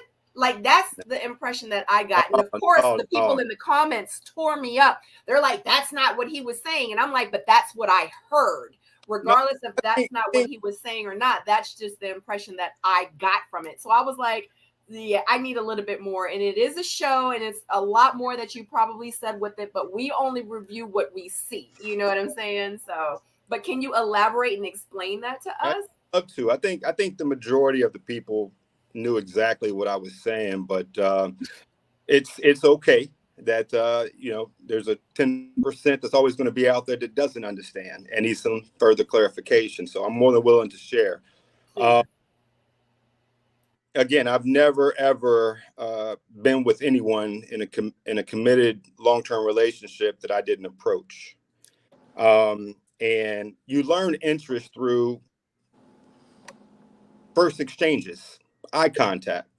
You learn interest and the desire to pursue through the introduction of that first communication. You learn whether or not you want to continue to pursue if conversations are meaningful, if they have substance, and it goes both ways. You learn if you want to continue to pursue and spend time with someone if she's sharing things beyond just the surface level communications that happen on first, second, and third dates, like her passions, her family, what makes her tick, or those same questions for you. Like, the interest is developed in eye contact, as well as that physical chemistry that you get when having those established conversations upon the onset. I love the exchange. One of my degrees is in psychology. And so when I say I'm not going to pursue a woman that doesn't pursue me first, it's real simple. It has nothing to do with approach. But if she's not giving me the time of day that's showing me that she's truly interested in getting to know me, why continue to pursue something like that? So, okay, so let's pause. So let's pause on the whole, talking about the family thing. I'm talking about, the whole introduction of us getting to talk, so I'm saying that. So you're in a club, right? Let's set a setting. So you're in a club, right? Okay. And you find this woman attractive. Are you waiting for her to lock eyes with you? and try to give you some type of hint that she's interested before you go and approach her? What if she never like really looks in your direction? Would you not then approach her because she hasn't like confirmed that she's interested in you first? Bro, what do you think, man? I don't know. That's why I'm asking. Come on, man. I mean, you like men. You like men or women? I like both. Okay. Well, see, I like women, and I don't see a face. I don't even have to see eyes. I can be looking at the back of her and approach her and offer her a drink and say hello. I don't have to lock eyes and see that she's giving me eye contact. I mean, like, but when you said that you need to see like the interest first before you approach them, I thought that's what you meant. So, like, then what's the interest? Yeah, listen to me. Yeah, listen to me, brother. It has nothing to do with the approach. The interest is through the conversation. You could tell upon the first 5 minutes if a lady is interested in getting to know you. What do you got to say now? So I'm saying, like, you're not talking about the whole, like, you know, approaching a woman. You're talking about after you get to know them. Yeah, man. I mean, I'm from Texas. I'm old school, bro. So we don't wait for women to approach us. We approach women. The men that raised me, my mentors, my coach, my pastors, we don't sit back for a woman to come up to us and say, "Hey, what's your name?" If it happens, even it's great, but we don't wait for that. We're real men. We go up to, we see something we want, we go for it, bro. Understandable, but I'm saying that, like, earlier you said 90% of the people understood what you were saying in the beginning. I'm saying 90% didn't. It was like, I would say maybe a good 50-50, maybe 55-45. Yeah. But like, I don't just think that me and Sabrina are only in the 10%. Well, okay. Well, maybe my percentage. You're explaining it now is not the what I got from what you said on the show. I was talking about the circles that I walk in. I'm talking about the people that I know, you know, my family, my friends, my network, the people that are hitting me up on social media, they understood. And I just, and I don't mean any harm, man, you know, because you have an opinion and it seems like you're clear with your ideas and your perspectives. And I like how you come across, and I can see why Sabrina has you on this panel. But, you know, there's a lot of misunderstandings. Not just, and I've been getting the fairest treatment out of this entire journey. All of my castmates, I feel like I've been getting beat up for the most part, except for Randall and I. And it's just kind of sad because I hear these things. It's the reason why I'm on right now, because I'm always listening. They keep on saying he's a life coach. He's paid to do that. I just started life coaching a year and a half ago during the pandemic.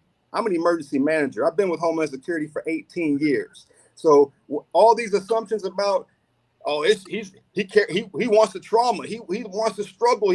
It's like, oh my God. Okay, only if they knew I was only in this thing for 18 months. Well, I was attributing that because you said that you were a life coach. You didn't mention the Homeland Security. At least I don't think you did. But that also brings me into the next question. So when you did say, you know, I like a woman who has some struggle and she's overcome some struggle. Like, so what did you mean? What do you mean by that? First of all, I never said I want a woman that struggles. I didn't say that. I said, you said you like a woman who's had some struggle, who's overcome some struggle. That's what you said. Yeah. So have you read Michelle Obama's book, Becoming? Yeah. Okay. Have you, do you know Oprah Winfrey's story? Yeah. Well, okay, what about Tina Turner? What about Viola Davis? Yeah. Okay, so these are all powerful, strong, resilient Black women, right? Mm-hmm. Okay, we wouldn't be talking right now if Oprah Winfrey wasn't approached by Will Packer to present this show, right? Mm-hmm. Okay, so it's real simple to understand this. I don't want a silver spoon woman. I don't want a woman that hasn't made it on her own, right? Okay, so I truly applaud people that have been through something and came out the other side stronger, better. Now listen, here's the catch of that nobody on this panel even knows about. And I want you to hear me clearly. I haven't had any traumatic experiences in my life. Losing my father was the most sad experience, the saddest experience, not the most sad, the saddest experience I've ever had. 10 going on 11, car accident. Never had a chance to say goodbye. Me and my siblings, four of them, we made 5. So that's the most traumatic thing that I've been through. The picking up cans story that and again, I don't blame editing at all, because editing did a great job capturing me and who I am with who I was in front of this entire journey for me. So I'm happy about production. I'm happy about editing. I have no complaints with what production did. So, I want to tell you this. So hold on before you interrupt. The cans was just talking about my work ethic and how it was established. You know what I'm saying? How I like people to share. You know, I open up and be vulnerable with my stories and my past, so I can get that reciprocation in return. That way I can determine, is there potential bond in the making? And so I share the can story because maybe they're going to be more open to share something from their past. That way we can connect, because this show is all about establishing connections with perfect strangers while 19 other people are doing the same thing in a very short amount of time. So I'm trying to share and listen at the same time as much as possible. So I don't want, and by the way, 3 of my 5 girlfriends never had that struggle in their life. Never. 3 of 5. 2 had. So that I was able to identify with those that had struggled and those that haven't struggled. I don't need a woman that has struggled. I don't need a woman that hasn't struggled. I need a woman that's able to be honest and open. Period. So my next question is, you brought up Tina Turner, Oprah Winfrey, you know, and a lot of those other women. So do you feel like struggle is something that's necessary for you to achieve greatness? I feel like struggle is something that God gives us to bring us closer to him. And when we become closer to him, we become greater people. Now what? So, but I'm saying, if that is the case, then every single woman you said has struggled, right? No, I just got you telling you 3 out of 5 of my girlfriends. But I'm saying, you just said God gives us all struggle. God gives us all struggle, but it's not for us. It's not for us to complain through it. It's for us to draw closer to him. Like, listen, understandable. So for me, my relationship is to thank God through the good and the not so good. So okay. A struggle is not for me to be like, damn, I can relate to you. Because okay, let me tell you what I heard. Wait, hold on. Like, so I have a couple of questions. So my next question is, so do you feel, so suppose if somebody did not have struggle, so do you feel that if there was no struggle, people would have a harder time achieving greatness? If there, so suppose all of those women that you named, they didn't have any struggle. Do you feel like they never would have achieved the type of stuff that they achieved with the struggle? So one of my greatest mentors, retired Coast Guard captain, catapulted me throughout the federal government. He doesn't know what struggle is one bit. He had all the opportunities. He had the silver spoons. But what did he do? He opened up doors for those that were struggling. Mm-hmm. So he became great. How? By allowing others that did not have the resources and the opportunities to become great through his privilege. Right. So my answer to you is no. So you're kind of like saying that, like, so when you see a woman and you may be attracted to her, she has some struggle on her, you want to extend that privilege so she could be better. Jeremy, you trying to understand, bro? I'm just trying, I'm saying, you're not being as clear. Yeah, I think I'm being extremely clear. I will admit that you definitely cleared up the whole, like, you know, interest thing. That, you know, that was a misunderstanding, you know, with how it was explained on the television show. Understandable. But I'm talking about this whole now, like, the struggle thing is seeming a little bit murky, because I'm saying, like, you definitely named a whole bunch of powerful, you know, beautiful Black women. I was making a point. Exactly. And I'm saying that, like, I wonder, you know, if you feel that they would have achieved all of these things without the struggle. And I gave you another point with my mentor, who was just the opposite. And then you said they didn't have any struggle, so they opened the door for everybody who did have struggle to take part, take advantage of that privilege, right? But remember, his greatness, the reason why he was able to open these doors is what he was able to do on his own through his privilege. No struggle whatsoever. So that's 2 different dynamics. Okay. I get both points. Yeah. I don't know how to be more clear here. You know, I gave you two different spectrums. I mean, I completely understood both, but I'm saying that I like in regards to the whole dating thing, like I'm saying like I feel like it's maybe a little bit of contradiction there, because like, you know, when you said, you know, God gives everybody struggle, but then you said 3 out of the 5 girlfriends never struggled, but then you say you don't, like, if you do struggle, you just don't complain about it, but then, you know, you want them to be open about the struggle and open up about their overcoming the struggle, which could be a form of complaining, you know, like I went through this and this and that, but I finally made it. Yeah, depending on who you talk to. Yeah. You know, I figured if I opened up to you and had you open up to me about your struggle, I figured it would probably come across in a complaint form. I'm sorry?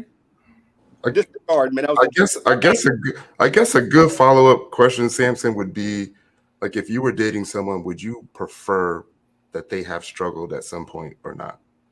Oh, no. Is that something that you relate to more or no? No. If there's an opportunity in life for people to live with joy, not happiness, but joy, without struggle, oh my gosh, take that every single day of the week. Okay. There's no reason why anybody should want themselves, their mother, their brother, their sister, their neighbor, a stranger to struggle. Mm-hmm. This came down to a piece of a 30-minute conversation. Y'all heard 15 seconds or 20 seconds. That was all about relating to one another. Mm-hmm. If you notice the dynamic that Sharice had in that scene with me, it was relating. It was relating. I related. So I was getting ready to say, Jamie, you had something to say. What were you? Well, I was just saying what I got from it is to be seen and appreciated for struggle. It's something that I can see and appreciate in men and women as well, because if you are able to overcome it, if I'm dating somebody and I'm looking to be in relationship with you, it is a great idea to know how you handle struggle, stresses, how you overcome. I need to understand that. Does he lock himself in a room? Can he get over it? Does he stuff it down? Does he like to talk? That's going to help me understand my life partner from here on out, how they deal, because struggles are going to come.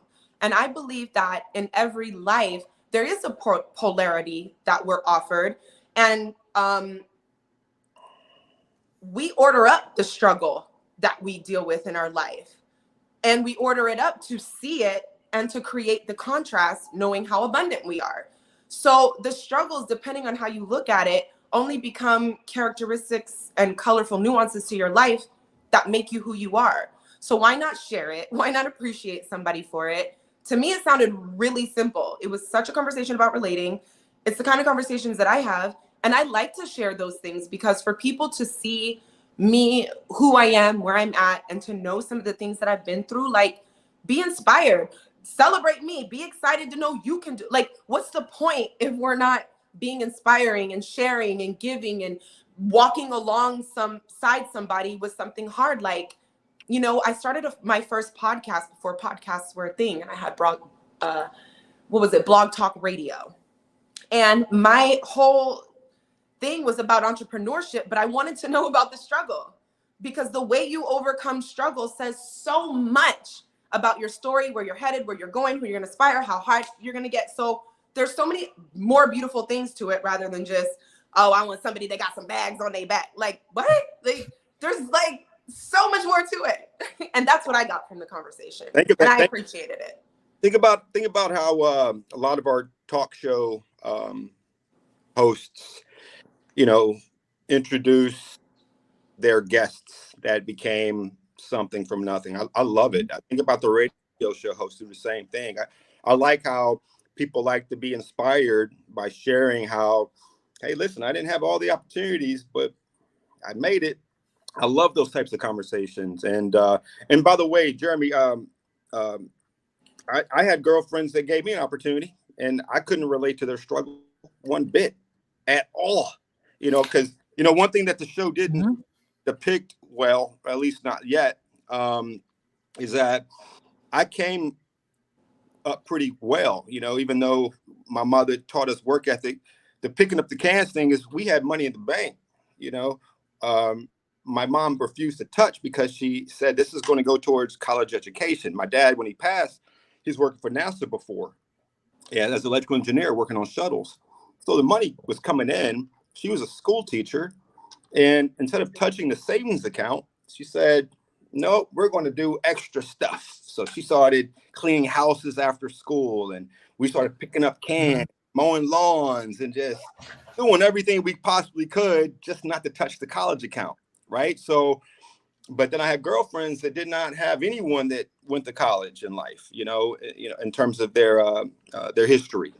And so, but they couldn't relate to me at all, having money, having opportunities, having resources, having a car in high school, stuff like that, and so, but they gave me a chance. They gave me a chance. And so I'm not going to look at finances when I'm deciding on love. I'm just not going to look at it. I'm looking at the heart. I'm looking at the head, and the finances, I got that covered. So I don't need a woman to bring that to the table. Yeah, I don't ever think that, we thought that you needed any woman, for any financial stuff. So I guess my last question is so point blank period, you're saying that struggle is not necessary to date you? Not at all. Okay. Not at all. Then that was really the whole thing about it. Like, it kind of came across on the show like I need a little bit of struggle in here for because because of the stuff that you said that your mom had went through. What y'all know about Sharice thus far? 6 episodes. Don't you think she would have ran the other way if I said something like that through that conversation? Well, I don't know. I mean, come on. Y'all said on this show already your thoughts about Sharice a little bit. That would lend to that statement. If she really got that from our conversation, she'd be out. She would. Come on, she would not have been. I thought that conversation was. But you have to remember also too, Samson, that we only review what we see. Now, we know, Tyrone and I both know, because we've experienced what you're going through. So we understand that an hour and a half conversation can be broken down into 8 minutes. Like, we get that. But as YouTubers and what we do, and we're reviewing the show, we only review what we see. So when you say I need a woman with some struggle, I got that. He said he liked it. He never said need. Never said. Right. But what I'm saying is a woman that struggled. I never said I need a woman that struggles. So when y'all go back and watch the clip after not saying that you need a woman, but what I'm saying is the things that we see. It's just an example that I'm trying to use. I'm sorry that I'm saying it incorrectly than what you said it on the show. But what I'm trying to get you to understand is that we only go by what we see. So we might not get the whole conversation, and it might be something completely different in context of what the actual conversation was supposed to be and how you may want it to have been perceived to us, but what we see is not how it's shown to us. Exactly. So that's all we can go by. That's why it's a lot of respect for you coming up here to explain yourself, because you definitely cleared up two different things, because me and Sabrina were thinking the same thing. But let me say this, even with what you just said, Sabrina, if you listen to the clip, you wouldn't even have had this assumption, this conversation, if you listen to it the way Ty and Jamie heard it versus I think y'all combined, the Black struggle conversations to maybe personal experiences. But if you listen to every word that comes out of my mouth to Sharice, we wouldn't be having this conversation. But I'm saying it was more people that also thought the same thing. That was a lot of other YouTubers who were because you're not listening. Not everybody. There's levels to this. Not everybody's gonna be there. It is what it is. It's the way you hear. So I'm saying, at the end of the day, I feel like at this point, this kind of it's becoming a point of being pointless and repetitive. Like, we already understand that, he said that he don't need a woman to struggle. That's that's cleared up. The interest thing is cleared up. The whole audience and how they perceive everything and how y'all have this special frame of thinking than everybody else does. To me, that's to be determined. But I'm saying that at the end of the day, I understand. I'll say this to close it out. Before I said the struggle statement, what did I say prior to? It was a one-liner. I said, I like a woman who has a story. All right. And so I'm not trying to meet a woman that is frowning because she's struggling, or unhealthy and sick because she's struggling, or in the hospital because she's struggling, or like in my pocket because she's struggling, or like, me having a cosign because she's struggling. What black man in their right mind, or any man in their right mind, is going to want a woman that is struggling? But a man will appreciate a woman that has been through some fire and is now able to influence and impact and inspire people because of that fire she went through. And the best part, she got closer to God through that process. That was the whole point of the conversation. And again, even though a lot of that was cut out, you don't have to hear all that. But if you heard, I like a woman with a story. Oh yeah, I like a woman that's been through something. Put the two together, and then you come up with some easy math. But again, it doesn't get to everybody the same way it got to some. So I respect it. Yeah, that's the point of the panel, right? Because we're going to receive it differently. You know what I mean? And I feel like Sabrina does a good job of having people up here that have the ability to talk through it all like adults, right? And like you said, we are going to perceive it differently. We're going to talk through it. And that's why we're here, right? Yes, and another thing, to those of y'all in the comments, it's a way for people to have a conversation and me to ask questions. Just because y'all are completely agreeing with what he's saying does not mean I can't therefore ask questions to get a further understanding. I'm not being combative. Like I don't have any combative energy here. All I'm trying to do is get some clarity.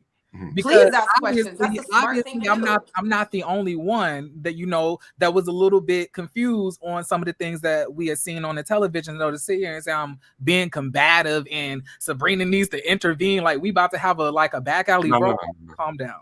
No, I mean I think I was getting into it too because I could see where you were coming from, Jeremy, where it seemed like the struggle was a requirement, but he did a good job of clearing that up, even when I asked. Yeah, like the comments up there, like Sabrina, please step in, please. No, I think it's good to ask questions versus having assumptions. If there's something you don't know, especially about a person and what they said, ask them the question so they can clarify it for you. Like that's what there's no problem in that at all. Right. And having a panel of a bunch of people that's going to all say the same thing and agree to the same thing it's not real. So This is real. These are real people. Like we're real. These are our opinions.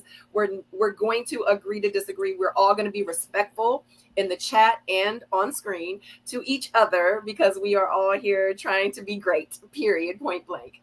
And I appreciate everyone in the chat and I appreciate everyone that absolutely, is here with me tonight as well. So let me say this. So before we move on, Samson, before you leave, I definitely want to ask you about this last thing. And then after that, I can let you go, unless you want to stay with us all night. But I definitely just want to find out a little bit more about this thing right here. Just before you go. So was you looking at the booty or no? Or not? I was. I mean, Sharice has a nice body. I mean, we could all confirm and admit to that. Oh, she takes care of herself. And I did not hit that poll. I want to be very clear. I did not hit We didn't know. We got to ask because we didn't see it. She was real close to the poll. Yeah, that was a fun scene. And, just to speak on romance, a lot of people were saying, Tommy gave the guys, some advice to take these girls on romantic dates. What are they doing? Playing, bouncing on trampolines in a park, playing pool and roller skate. That's not romantic. But I love it. We can't control a lot of that, right? It's production. But I did have a romantic date with Brandy. But in that scene, yes, I was looking at Sharice. And I got kind of distracted and I was trying to catch her. I'm not really good on skates to begin with. And I busted my ass. So I can admit that. Hey, it happens. Every now and then you got to look at a booty or two. Live, That's what it is. I get it. Okay. They found the quote, but I feel like at this point it's really pointless. Exactly. Like don't even like y'all are being messy at this point. Y'all trying to drag us backwards. Oh no. And I saw that, and I love Tiffany. That is my no. girl. She is my number one Absolutely moderator. not. And I was like, And I said, you know what? I'm not even gonna pull it up. Like, we're gonna move forward. I'm trying to figure out what Samson was thinking when Mike was feeding Brandy pineapple. That's all I want to know. You and Looney are like, okay. I bought all of that. You know what I'm saying? I went to Costco, got everything. And I went all out. I had jumbo lump crab. You know, Looney is pescatarian. She doesn't eat everything. So I made sure I had 2 types of wine. I had 2 types of champagne, some fruits, veggies, cheeses, the whole charcuterie board. And I made it special. But like Looney said, they were getting it on over there. So we had to go and play Frisbee and act like we were uninterested. And I really was. I was uninterested. Damn. How long do y'all have to film? I think it was an hour and a half, but you see it was clipped probably 3 minutes. Right. But let's talk about how you have to wait an hour and a half before you even start shooting. Hurry up and wait. That's that set life. Honey. And it was Miami, so the ladies, their makeup and sweat, and their hair, it was tough for them, you know. So I found a shade tree, so that's where we parked it. And luckily we had a breeze. It helped out a little bit, but damn near every scene, unlike y'all season, you know, it was hot and humid in Miami. You know, I was just about to ask that, was it summer out there at the time? We filmed July, August. It was hot. Oh. Our makeup we were melting, honey. Why they always got y'all outside? Always. Better for the lights. Better for the light. Okay. Yeah. And activity variation, I'm sure. Yeah. Can I also ask you a question because you were there? What do you think about when Alonzo, cussed out Sharice? Like, he wasn't there. Huh? But he saw it. Yeah, I learned about all that when y'all learned. Yeah. Okay. So nobody said anything behind the scenes about it? So I'm one of the guys, and there were other guys too, but I refused to partake in any of the gossip and the BS that was happening in between scenes. Like, I wanted to keep my shit kind of focused on just my dates and stay away from all that madness because it was too much of it. Every time they would start, hey Sam, I gotta go. I'm about to get on the boat, and most of the times I wasn't even getting on the boat. But when you say that in Miami, they assume you're about to lose reception. You know. Okay. Like, one thing I definitely know what it feels like to be on the boat. Yeah, it was a terrible time. But no. Samson, what did you feel overall about the energy of the women? Do you feel like they were aggressive or overly this, or did you feel some type of way about the traditionalness or the femininity or any kind of way about the women collectively? Or they were not reciprocating? Like which one was it? Like, how was it for you? If they were reciprocating, Sabrina? Or what Jamie said. You just it's kind of like a combined question. Like how was the women like for you on the show? Like your experience with them, was it like they weren't responding to you? They were. Did it feel like it was one-sided? Did it feel like you were showing interest and they were reciprocating back? Like they were like, okay. Or did it feel like they were chasing you? Right. No one. I didn't feel like I was being chased by any of the ladies. I don't think any of the guys felt that way, you know, and I speak to guys mainly and regularly today. So I know it's being pursued that way in social media. Like, who are these guys? What do they think? You know, Mike, why does Samson and Mike want girls to chase them? You know, it's not like that. But I think the communication, but myself and the ladies were amicable and pleasing in my eyes. And I didn't have any type of negative energy towards any of them, and vice versa. It was really comfortable. It was very open. I mean, a few of us learned immediately that I only saw them as a friend, and vice versa. You got to make those types of connections known, you know. Even like for me, if I got voted off, I got voted off. But I'm not about to make something out of nothing, you know. Can I ask a question? So I remember that Shakira said that she had really liked you, but then she said that I believe she said that she had kind of felt that the connection had began to wane a little bit. So what was your thought process like? Because it seemed that you had really like hit it off with her, you know, when you like y'all were talking at the table, you know, but she said as time progressed, she kind of like seemed that you lost interest. So what was your like, did you eventually like put her in like a friend place? Like how did that work? All of my interactions with her, y'all saw the first date was dinner at Via Emilia Italian restaurant. It was great. I got her the aloe plant.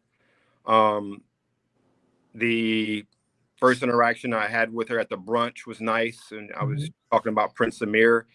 To be very clear, you know, the ladies in general were very open and vulnerable about their pasts, and it was great.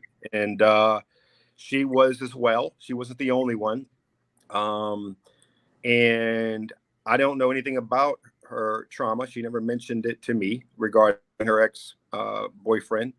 I don't know anything that her son witnessed, and I had some good conversations with her on and off the camera.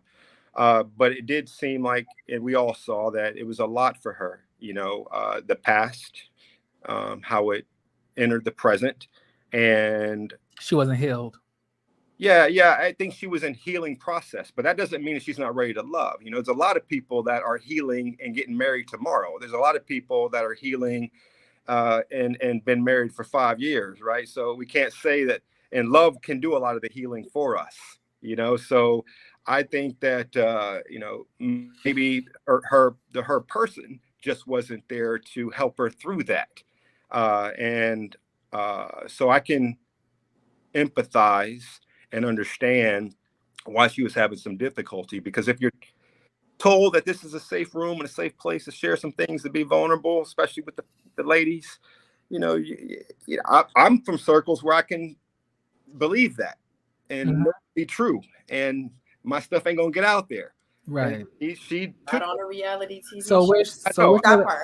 Which other women did you feel comfortable enough to divulge information about yourself without it, you know, without it like being an unsafe space? Like which one of those ladies like facilitated like a safe place for you to talk about those things?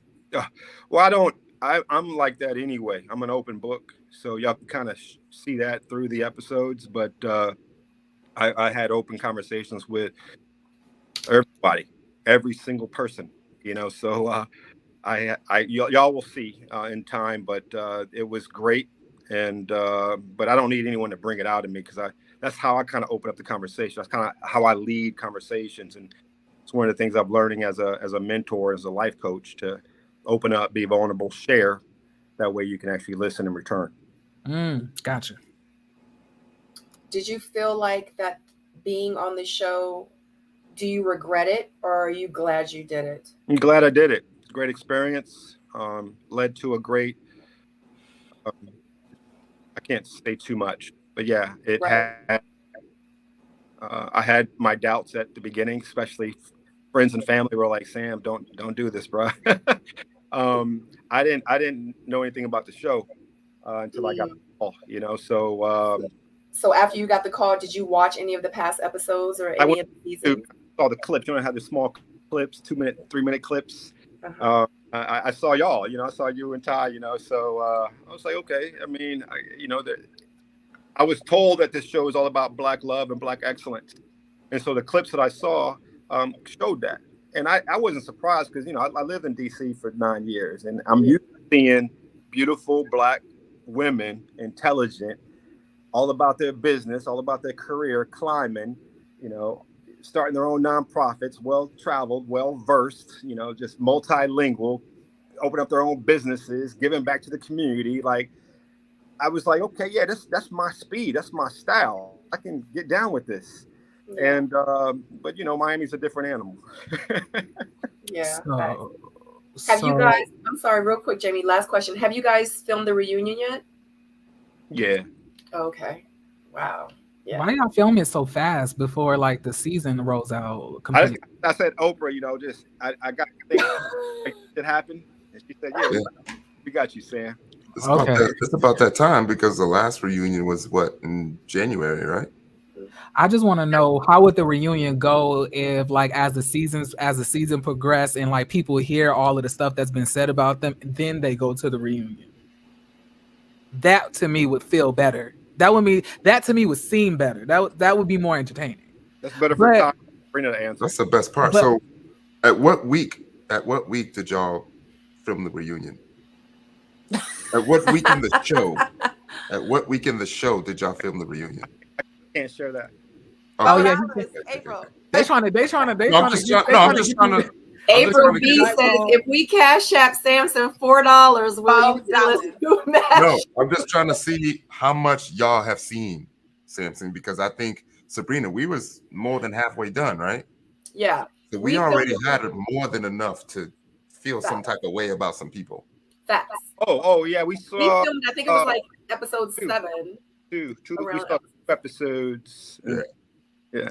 And then they showed us some more shit at the reunion. Yeah. Exactly. Yeah. That's what got interesting. Yeah. So because one thing at the reunion,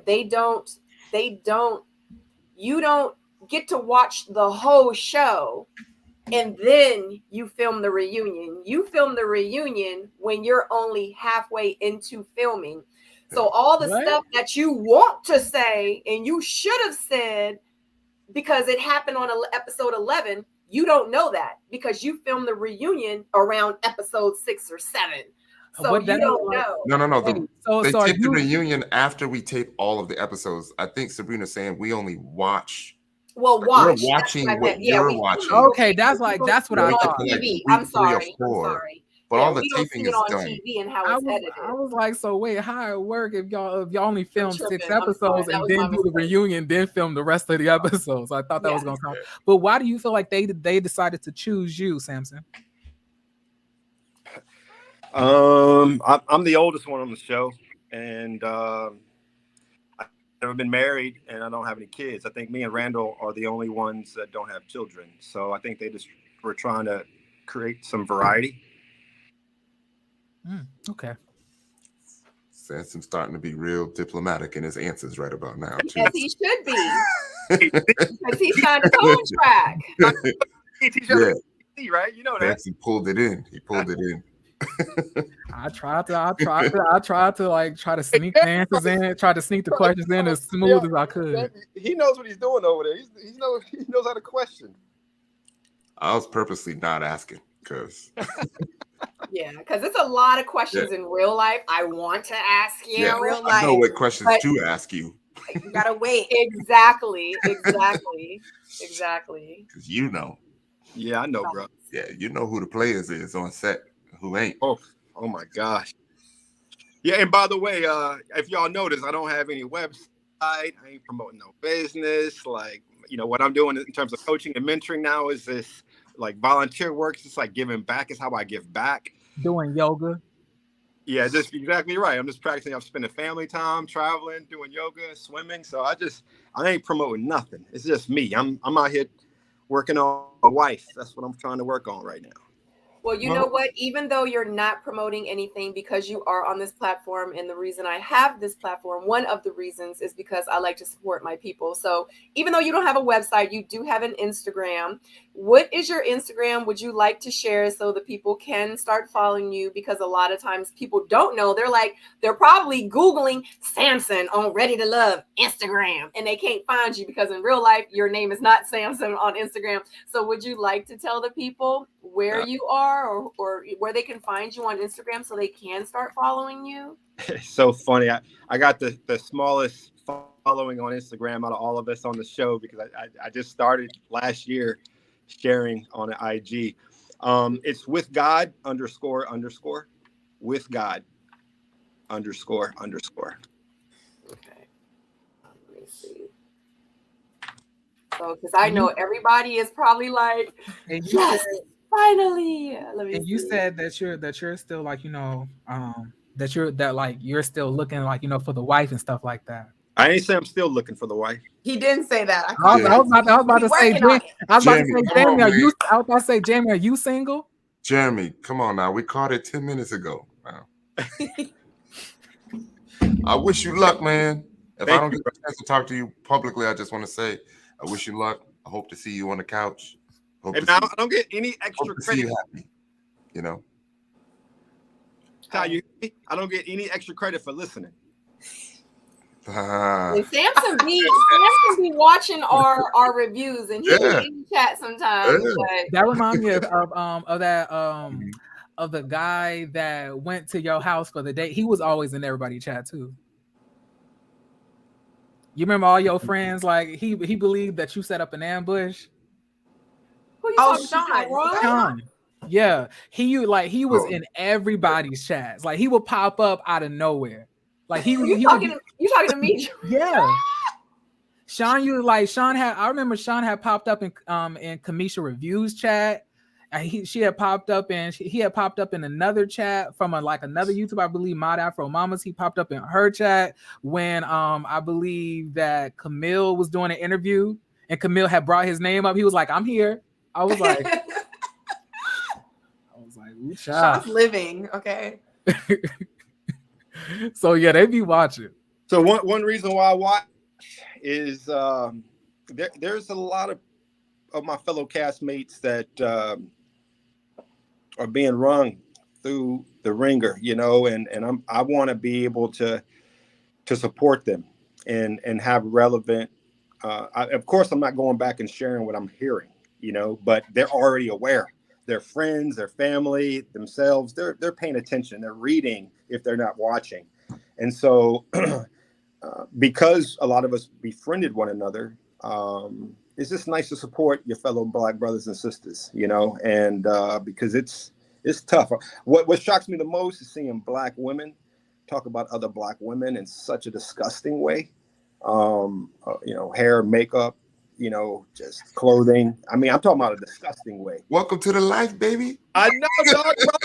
Like, it's our own people, man. That's welcome to the life. You know, I mean, I'm a HBCU brother. I'm a Morehouse grad, you know, so I'm not used to hearing sisters degrade other sisters. Welcome to reality TV. That way.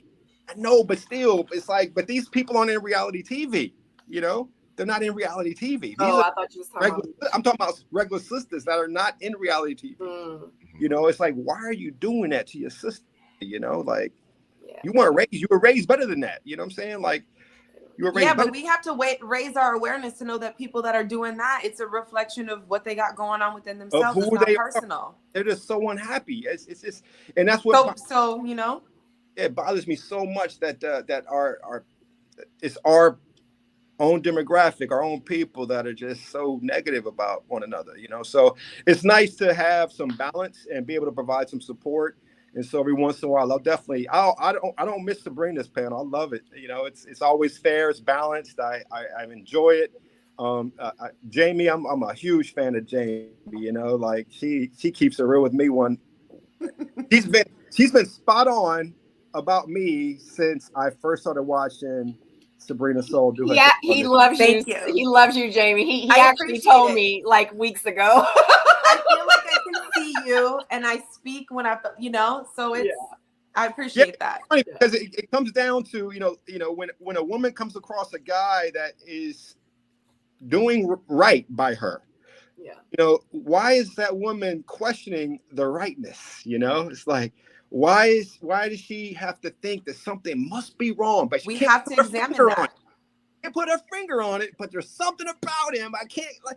It's because the conditioning, the Pavlovian conditioning over time, and what she's hearing on TV and what she's seeing and hearing in music, and her friends struggling through this shit with a boyfriend and her ex.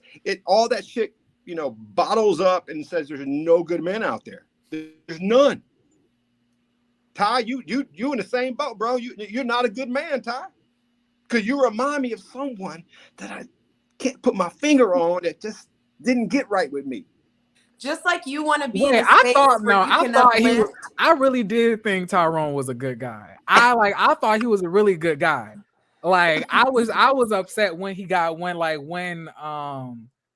what's her name again? Like told him that he had to go. You know, I thought he was a good guy. I unfortunately thought Walter was a good guy as well. But I'm just saying that, like, you know, they're like, you just can't go based on how somebody presents themselves on TV to see if they're a good guy. Like I said, I believe in what happens after the show tells me what I need to know. You know, how are you acting after the cameras ain't there and you ain't got a million people looking at every single thing that you're doing or saying. But it's also your own discernment, right? When do we sharpen our discernment to the level when we do see something on TV, we can see and hear with the right eyes and ears to make an educated decision for ourselves, because you need that when it comes to the media, social media. We're seeing headlines, Twitter. If you can't discern within yourself what you're seeing in the media, regardless, that's where we need to be at. Our own self-discernment, regardless. I mean, y'all just haven't gotten good ones. It's been a lot of people in the media who literally came across as amazing people, and then we found out that they were terrible. But like we didn't, like, a lot of us didn't expect Bill Cosby to do the stuff that he did. He was Jeremy. Hey, Jeremy, do we do the opposite though? When we come across people that are bad, but in real life they're really good, do we ever talk about them? Yeah. Do we? The people who are villainized, I realize they didn't do any of that. Yeah, we never hear about those opposites. And you got to ask yourself why for that too, and have your own discernment. Who are some of those people? I don't do what y'all do. I mean, y'all have to answer that question. It's all around. You just have to be open to it. Oh, wrong one.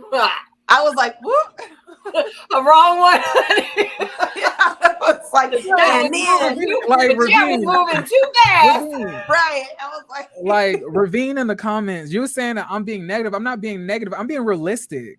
I'm sorry. I don't view the world in an optimistic type of way. I would probably say I'm more so a realist. Like, I don't believe in. I believe everybody that comes on the show, they're showing their representatives, and you find out who they are afterwards. That's how, to me, that's how it has went. Like, people that we thought was bad probably ended up good. People that we thought was good, we ended up being trash, and you find out after the. Well, let's do a poll here. Let's do a poll. We got Ty and we have Sabrina for the DMV, right? I mean, y'all met 18 other people. Were they the same outside of the show as they are? You know Sabrina ain't gonna say the same thing. I want my answer. Most people ended up being exactly who I thought they were on day one, day two. Not me. I got very disappointed. I still have hurt feelings because I trusted some of these people. I love some of these people. I call some of these people my sisters and my brothers, and they are not. Period. Very disappointed.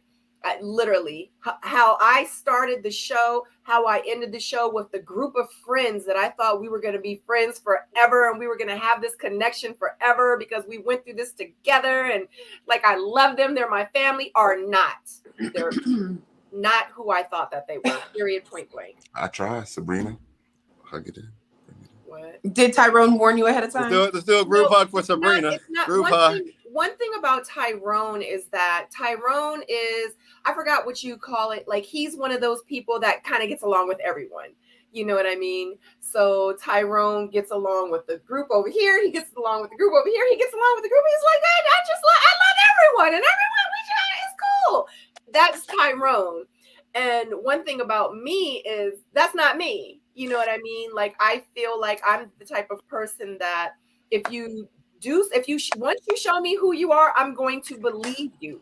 Period. Point blank. I'm not going to give you another. I'm not going. It ain't, when a snake sheds its skin, it's shedding because it's becoming a bigger snake. Period. I do give grace, but at the end of the day, I'm not going to let you burn me twice. Shame on me one time, first time, and then shame on you the second time, or vice versa.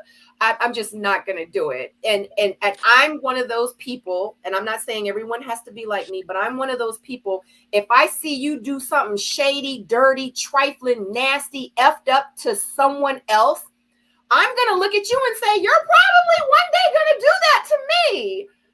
That's just how it is. Like, I'm no different. If you come to me and you talk trash to me about everyone else, What would make me think you're not going to do the same thing to me, or you're not doing that about me? So you know what? I have my couple of friends and people that I love from the show that I hold very close and dear to me. And that's just what it is. And I'm happy, period. I don't need to hang with a bunch of people from the show to feel validated, period. A handful. People. Only a handful. That's all you need. I don't even have that many. I don't need to be around a bunch of people from the show to feel validated or make me feel like I'm somebody or I'm this or I'm part of this clique from the TV crew. And when we hang out, I feel powerful. No, because I'm powerful without any of them, period. Without Tyrone, without Aisha, because everyone knows that those are my friends. I don't have to, but I hang around them because I freaking love them and I want to, not because of the freaking show. Okay. I'm sorry, because y'all know sometimes I get real excited and stuff. So do you think it's negative to assume to wait until after the show before you assume somebody is a good guy? I didn't find out who they were, if they were good or bad. I didn't find out until after the show. I feel like we're getting feedback all the time.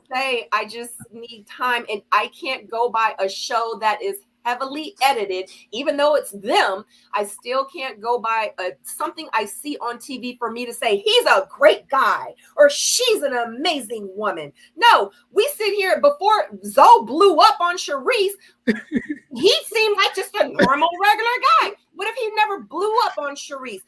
But we found out he had a whole relationship outside of the show. Then what? But we didn't know that during the show. We were just that Zoe like, he's a decent guy. Okay, he's this or he that, or whatever the case. I'm not saying he is, because I had red flags about him when he said that he left, took the ring back and all that. I'm just saying as an example is what I'm saying.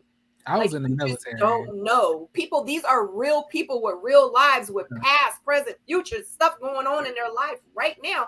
Just like Samson said that he would work for Homeland Security. We didn't know that. He never mentioned it on screen. We didn't know that. Yeah, a lot of stuff we don't know about these people, just as y'all didn't know about us that we deal with. So how can I say he's an amazing? I'm not Jamie. I know I love you. Me and you, we can go back and forth, and also Samson. But that's for me. That's just. Hey, Jeremy, like you want to give everyone the benefit of the doubt, but right? You've been in this world long enough to have seen some things. Was he saying Jamie or Jeremy? Yeah, I didn't know if you said Jamie or Jeremy. Our names do sound alike. Is it bad to reserve your thoughts if someone's a good guy until after the show? Can you say the same thing if it's reverse good and bad? I just I'm saying yes, I would, but I'm saying based on the last few seasons, the dudes who came across as trash at the end of the season, they follow into being trashed after the show ended. You know, like I'm saying, but if I was wrong and then somebody did come across like kind of messed up off like on camera, but then they were a real cool person. Like, for example, I thought Camille after she explained herself. After she explained herself, I was like, okay, I can understand what she's coming from. I don't think she's as bad. And then I was like, on top of that, I feel like we're tying her into the stuff that Zadia did. So, it ain't like she's not that bad of a person. I understood after that. But I'm saying that the military in me, I came into the military thinking that, man, this is gonna be great. I just came out the hood, like this is about to be great. It's a whole bunch of nice white people. They all about to help me be a better me.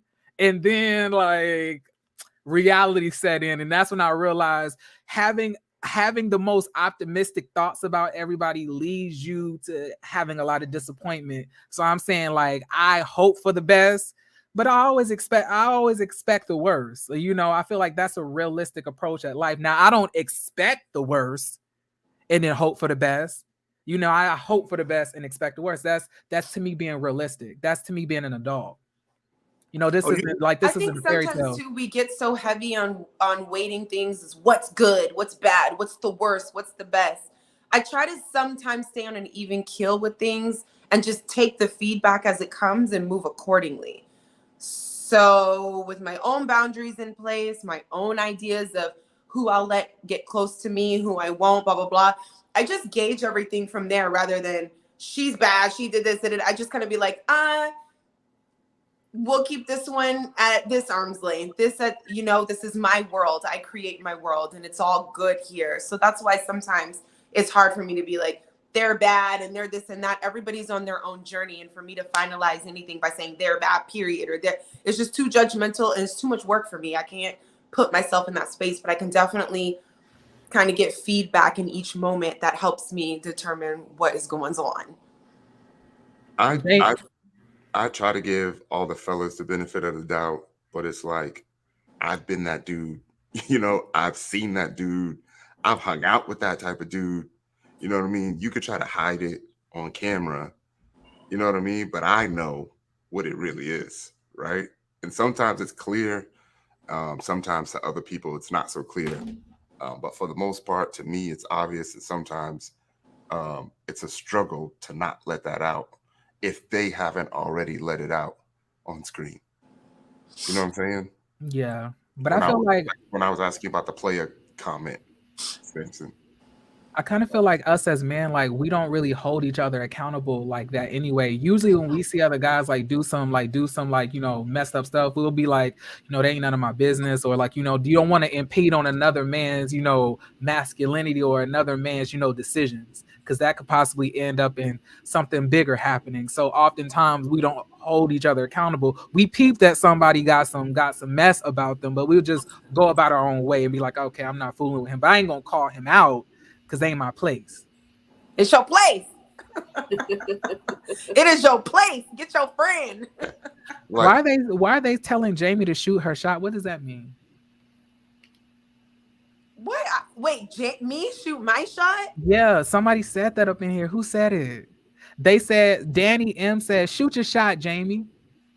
To who, Danny M? What am I supposed to be doing, Danny? Oh, you spelled my name right. I appreciate it.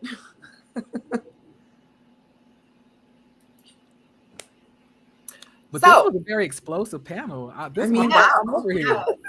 And I am not even going to lie. I love you guys so much. And I want to continue on because it was so much more that I wanted to cover. I really We didn't even touch episode 6 yet. No, we haven't. And we're not going to. Okay. I still got a half a bottle, Sabrina. I got work in the morning. I got a new bottle right here. I got a half a bottle.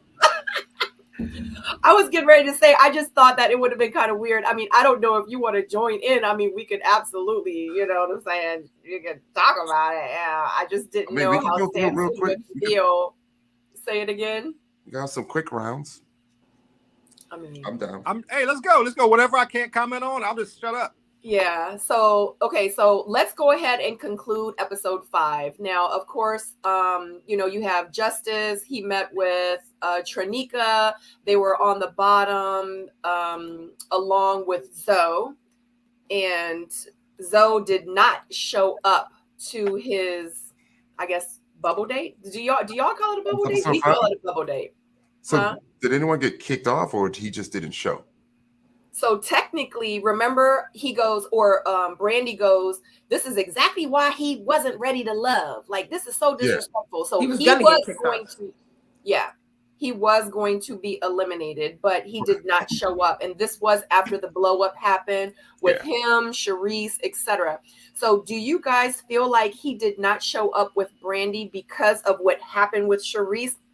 I actually saw on one of the blogs, they said that he self-sabotaged on purpose because he knew he had a girlfriend at home and stuff was getting real hot and heated with his girlfriend because she didn't know he was on a reality TV show for dating, and stuff was getting hot and heavy at home. And that's why he self-sabotaged. And honestly, that's why he pretty much didn't come back.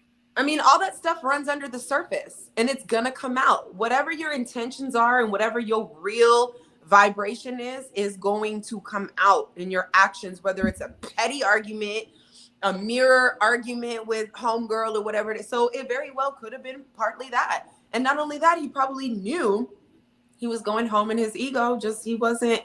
We're seeing all the things he don't like. He don't like none of this. He's very guarded. He couldn't, he was with a woman for 7 years and didn't propose and took the ring back. And he's just got his own thing going on. This is what it is. That's how I feel. I feel like if you sign up for the process as an adult, as a man, as a cast member, like, that, the the elimination dates are most likely on the same day, right? You know that you're up. You know what you did prior. You know what the date is for. You got to show up. Period. Face the music. You got to show up. On my elimination date, admittedly, I'm still 50-50. Like, I have no idea what's going on. But, you know, I guess 3/4 of the way through the date, I was like, shit, I'm about to get eliminated. And you were so happy because you was like, it's our first date. But I was like, all right, bring it though. Like, this is what it is. I can handle this. You know what I mean? If this is the worst, I'm good, you know, because I know how I carry myself. But, you know, he got to show up. And the fact that he didn't, you know, stinks. I'll just leave it at that. Yeah.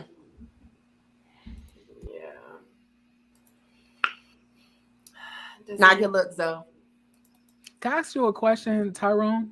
Yeah. Now, hopefully this isn't too intrusive. No. So you completely told all the other women on your season, look y'all heifers, I only want Shiloh. That's what I want. That's what I need. That was in layman's terms. But I'm saying, like, how come you and Shiloh didn't reconnect, or did y'all reconnect, but it didn't work out? But did y'all reconnect after the show ended and she basically self-eliminated? She never self-eliminated. She did self-eliminate. She actually self-eliminated. Technically, she would have went through the whole process. Some people go through the process. Some people really go through the process. So, you know what I mean? So did y'all connect or not? Oh my God. But for the rest of the show, wasn't she dating Phil? And didn't she have that whole Phil thing going on? Jamie, hold on. But did y'all connect or not? Look, go ahead and drink, dog. Go ahead and take a drink. Oh my God, I need more. Because it's just like, that's the way I think. I'm up here like, if you have like this person that you had like amazing chemistry with, and then you find out that one of the guys that you spent a lot of time with were trash, I feel like you would just go back and say and like go back. I'll just leave it at this. There are things that you do in an effort to identify what love is, right? And then eventually you see it's not what you thought it was. Mask on, mask off. I get it. You know, eventually, you know. I think that's all I needed to hear. But yeah. Sabrina, I also have a question for you. Has Walter hit you up after taping to try to talk to you at all? Sabrina, come back. Sabrina. What was the question? I was saying so after taping this, did Walter ever hit you up to try to reconcile or like try to keep in touch, or you know?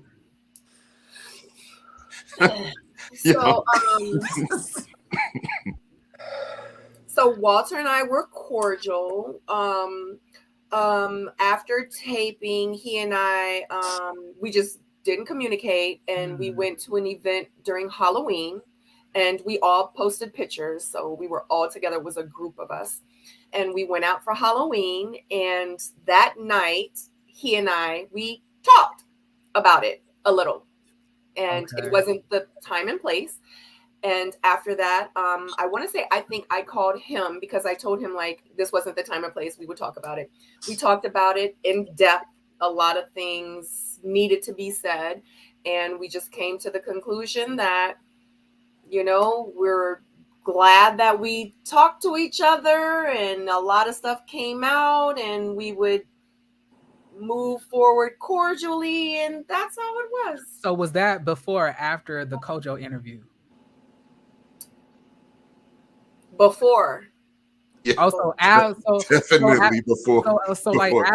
After you guys came to a conclusion, why do you feel that he would go on that interview and like, you know, have that type of energy that he had? you know what? Because it was his truth. And but was it the truth? And Sabrina went on first. But was it the truth? Hold on, golly! I thought we were doing episode 6 now. Sabrina Well, I thought I said. I thought you did not say we don't. You literally said we are not doing Sabrina episode did an 6. interview first. You did say that. You literally said we're not doing episode. Well, we were gonna 6. move forward, but we were. I talked to Walter before Walter's Kojo interview. It seemed that he had a vendetta because he was mad because you didn't make him, because he looked like a bad guy in front of America, and he thought that he kind of felt like maybe you played him. So he was like, I'm gonna sit here, I'm gonna vilify her, and then I'm gonna look like the good guy. Mirror. Oh, he made also, me look like, really? I can't. So Jamie. I'm sorry. So in case you don't end up with any of these lovely ladies on the show, the comment section is asking, would Jamie be somebody that you would be interested in? That's if you're single, Jamie. Wow. That's what they're asking. Y'all. We just gonna ignore these questions? I'm up here trying to log in so I can see the question. I'm just saying if shoulda, coulda, woulda, like if like in an alternate world, because we don't know if he's gonna end up with one of the women. We was like, guys, stop embarrassing me.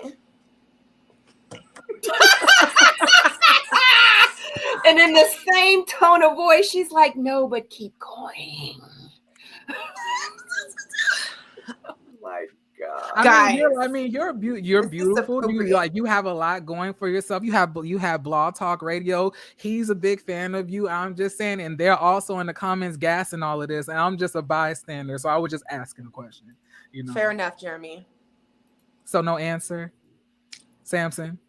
I think Jamie has all the qualities that a man would want to stand next with. Jamie, what city are you in? I'm in Houston.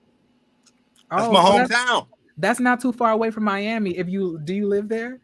That's my hometown. Houston is my hometown. I was born and raised in Houston. Oh, wow. That's so amazing. So you guys have like roots in the same area. Yeah. Mama lives there. Most of my nephews and nieces, they're in Houston, Northwest. Hey, if things don't work out, Jamie, expect a phone call. Because Jamie, I feel like Jamie, would this be a confirmation of interest from my end? Yeah. I don't know. I'm somebody who takes things in the moment. So, like he said, no, you're not. So you're not. You didn't say you take it in the moment. You say you take what you want. You said that you let your interest be known. That you're that kind of girl. You walked up to the man and said, "I think you're hot." I did. Yes. So.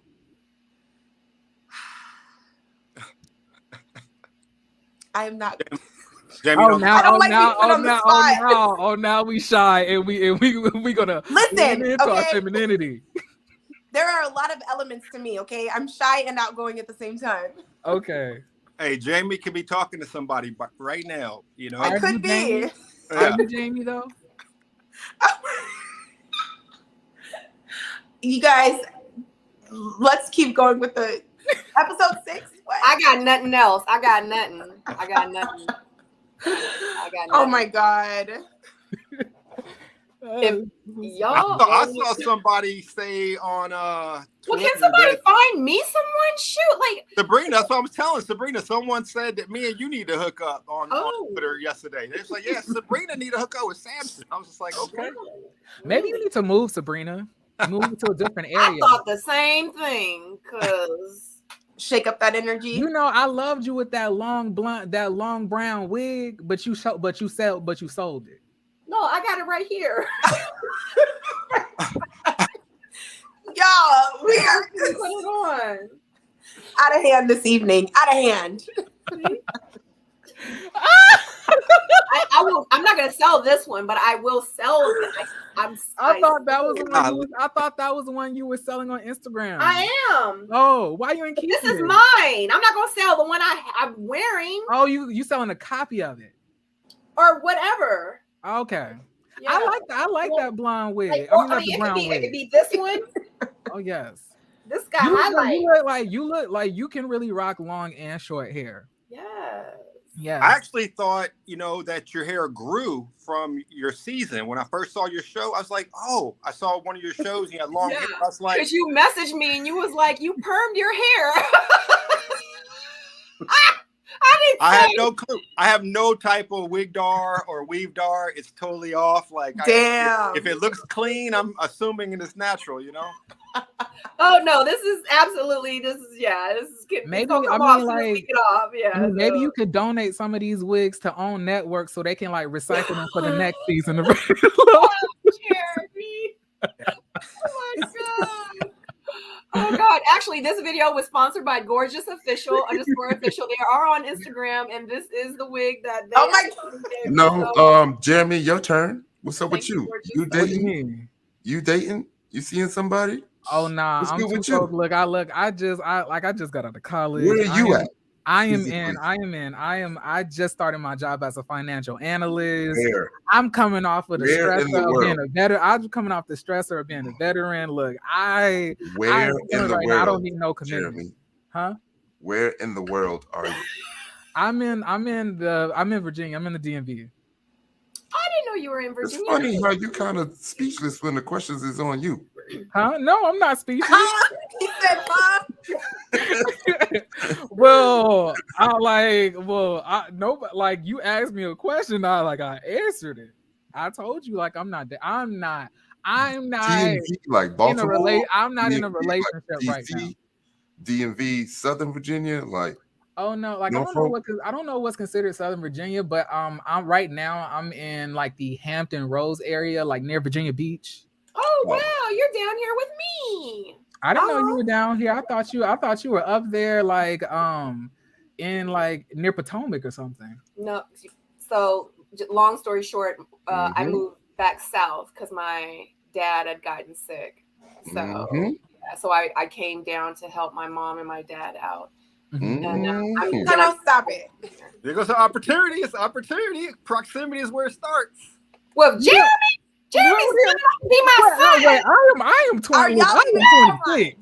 Right. And I'm like 20 plus. He's like the age of my son, my grown college son. Yeah. that would be kind of odd. Yeah. We need to get Jeremy on the Love Connection show, though. Nah, I'm fine. Absolutely. Look, my love life is completely fine. Trust. I'm not hurting. But like at the end of the day, I'm not on the show. I didn't record on no TV show. so divest for me all the questions. It's about y'all. Yeah, no, I'm cool. Yeah, but I'm definitely dating and be on the lookout for a single. Jeremy, who would you have dated from the seasons? Wow. I want Samson to answer that question too after JV. I haven't watched any seasons really. You did say that. That's a good question. I mean, it's a little odd because all of them are so much older than me. Like this is a more mature crowd. It's not like meant for honestly, most 20-year-olds don't even watch Ready to Love. Right, exactly. Yeah, that makes sense. Now, if you ask me like Love Island, which I just got into, or Married at First Sight, that would be different. But I guess if I was older, if I was in my 40s or something like that, I would probably say Dakia. Oh, I like that. Okay. Wow. Yeah, probably Dakia, or if I'm going on a different season, I would probably say Okay, so I'm gonna ask you a follow-up question. The same follow-up question I asked Kojo. You just mentioned somebody you would date. What if you only had 1 weekend in town and you needed to go hard at someone? Who would it be? Honey. 1 weekend in Kojo's town. answers. Oh, Precious. Oh. Precious, she'll be down. Yeah, I get that. Precious, she'll be having, like, she's okay with having a good time, like, you know, like for a weekend or so. Now that ain't meaning anything physical, of course. I ain't trying to say all of that, don't, because she like to cuss people out and call them B words. But I'm saying that, you know, Jeremy, please, you know that's a lie. No, like it's not a lie. It's not a lie. I liked Precious. Like, I love that smoker voice. Yeah, Precious is intense, and she will definitely let you know if she likes you. I mean, but like anybody on the Potomac season, I couldn't imagine like anybody else on the Potomac season, on the DC season. Oh no. Kojo said Dakia was too nice. He was like, ew, almost like she's just too nice.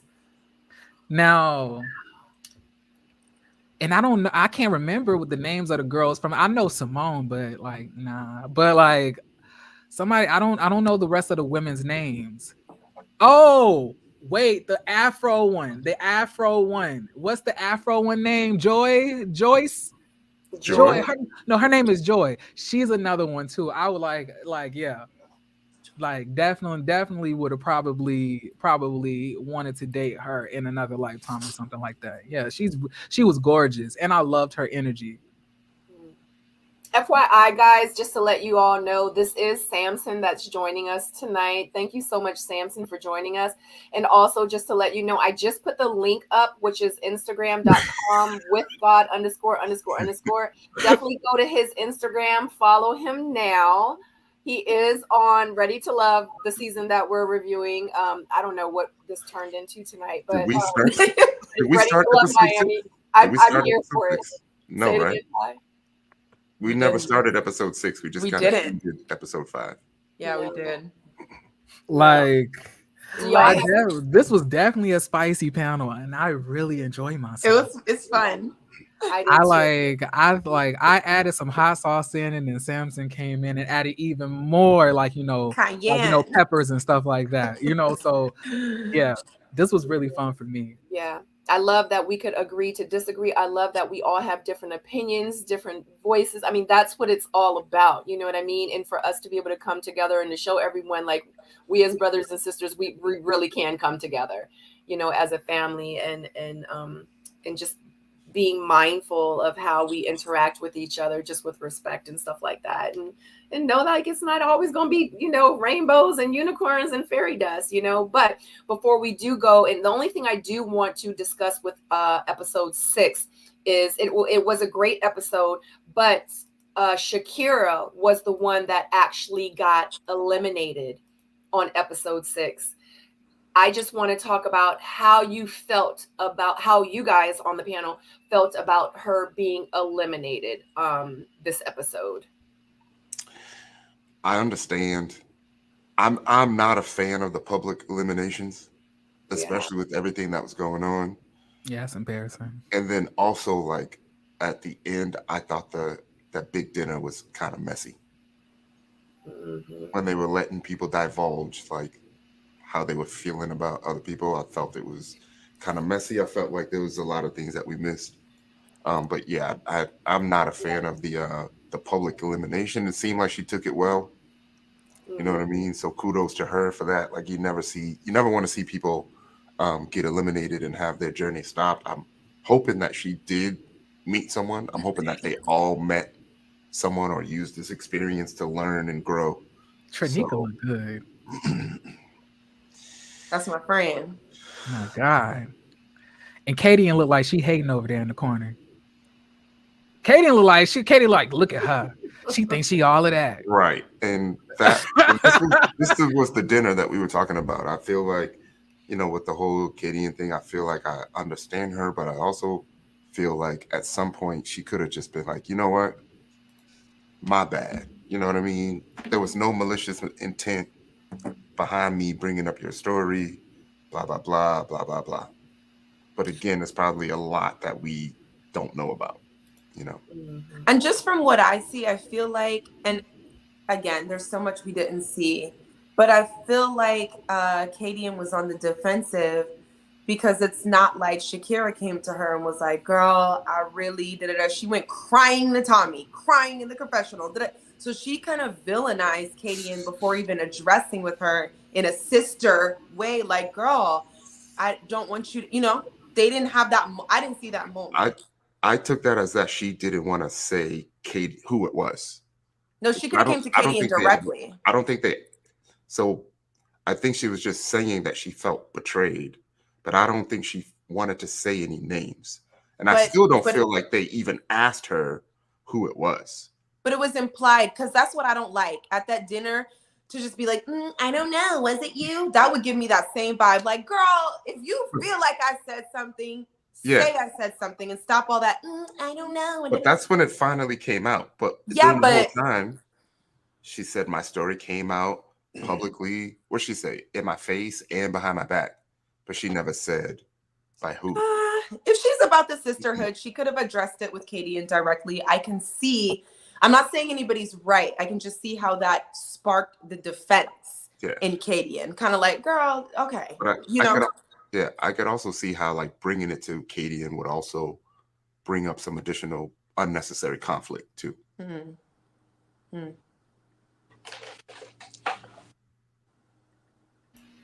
Samson, thoughts?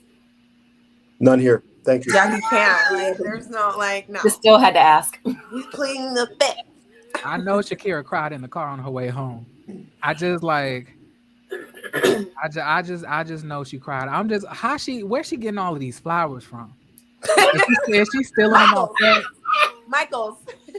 She like. I love the flowers. I used to wear flowers all the time in my hair. I love it. Like, watch y'all bouquets around Shakira. It's her style. I loved it. I loved that, because you know what? It separated her, because at the end of the day, and I'm gonna keep it real. We know Sabrina like to keep the flowers. I wish Shakira the best. I just want Shakira to heal, and I really want her to switch over her focus to really, solidifying, her emotional and mental stability before she gets into another relationship. Because most times, a lot of times, men take advantage of your emotional weaknesses. And then they maximize upon that and learn how to manipulate you in different types of ways. Then you're in a whole new cycle of abuse. So don't want, so I hope that after this situation, I've been seeing her on social media. I think Kadian said she's gonna beat her up or something like that, or told her to meet her, like she can meet her outside. But I just want her to focus on her healing. That's the most important, not only for her, but for the child as well. Yes. I think Jeremy's a savage in real life, because you always be taking the savage approach. Who, me? A lot of these topics. Yeah. I choose violence. No, I'm really not. I just be on. Well, I'm like this. I'm like this all the time. Honestly. I choose the violence. But honestly, it don't really feel like violence. And don't nobody else take it as that for the most part. I mean, if you're on a reality show and this is what you're showing me, I can't help but to say what I've been thinking, and I hope that she is, doing better. And I hope she don't try to catch a fade. Kadian look like she's strong.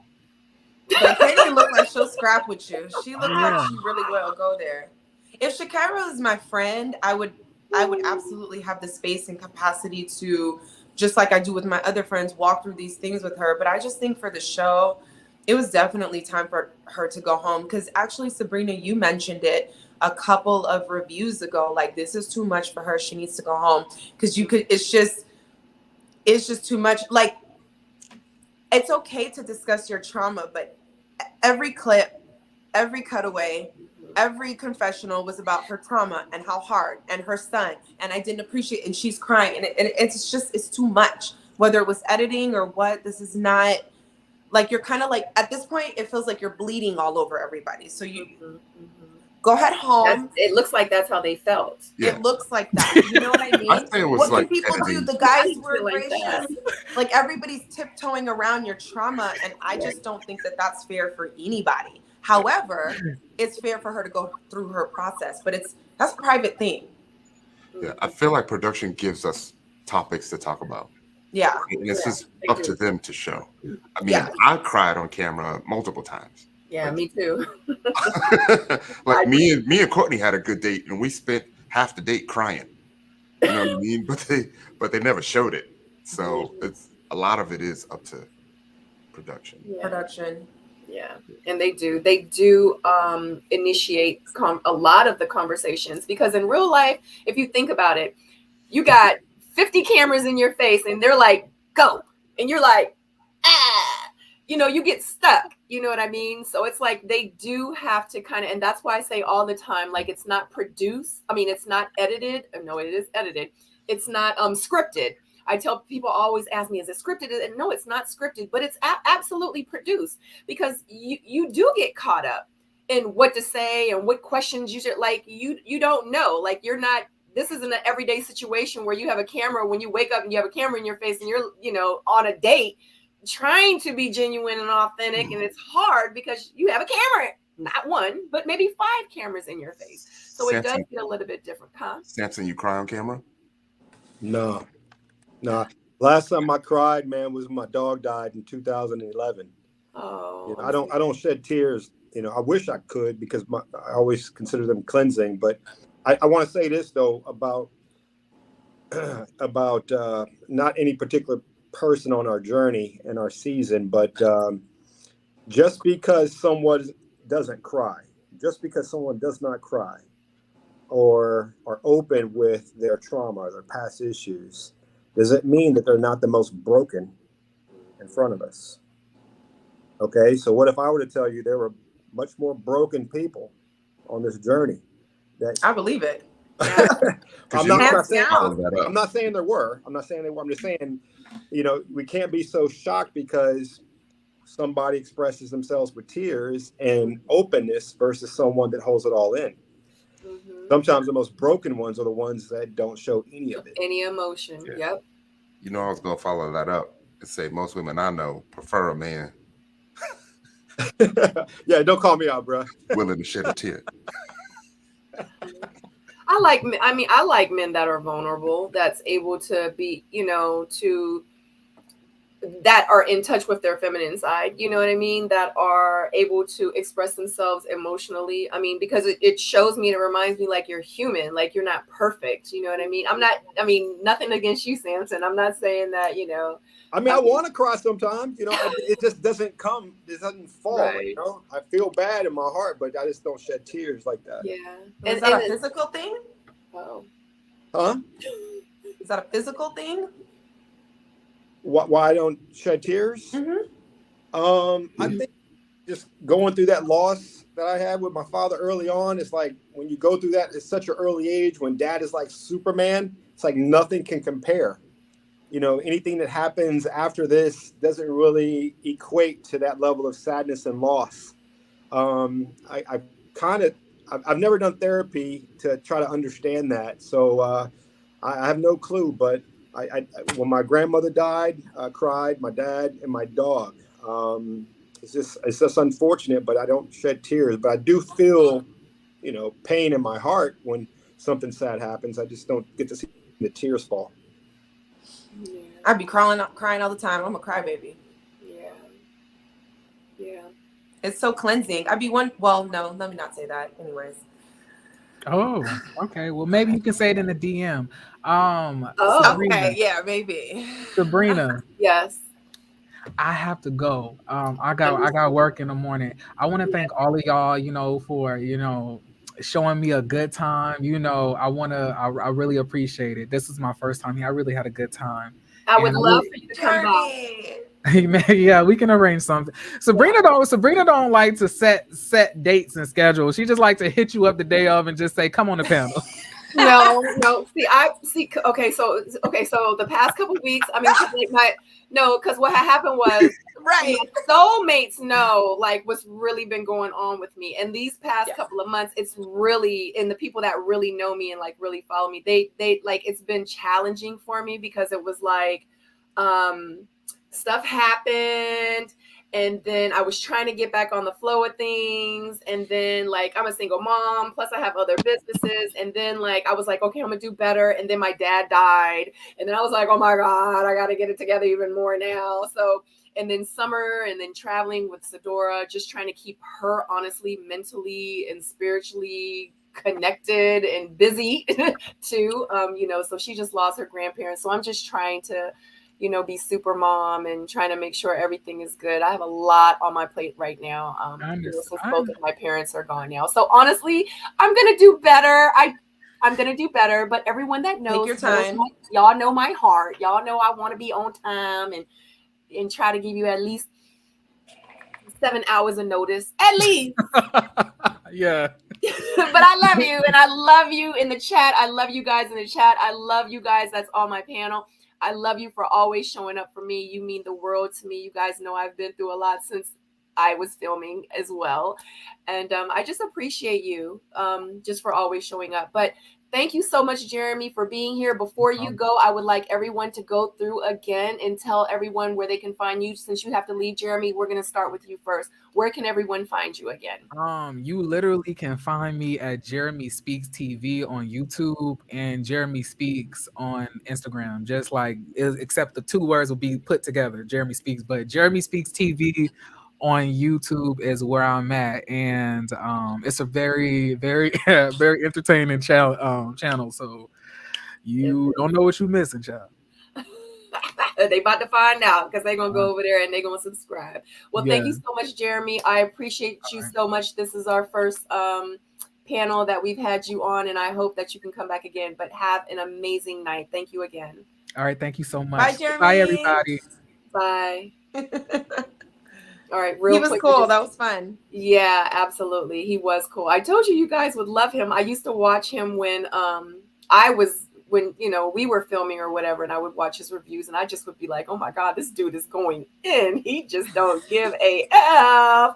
And I loved every minute of it. He even talked crap about me sometimes, and I was like, I love him, you know, like keep it real. Like, and he didn't call me out my name, and you know, he just kept it real. And sometimes, you know, honesty hurts, but it is what it is. So we're gonna keep it moving. We're gonna go to Tyrone. Where can they find you?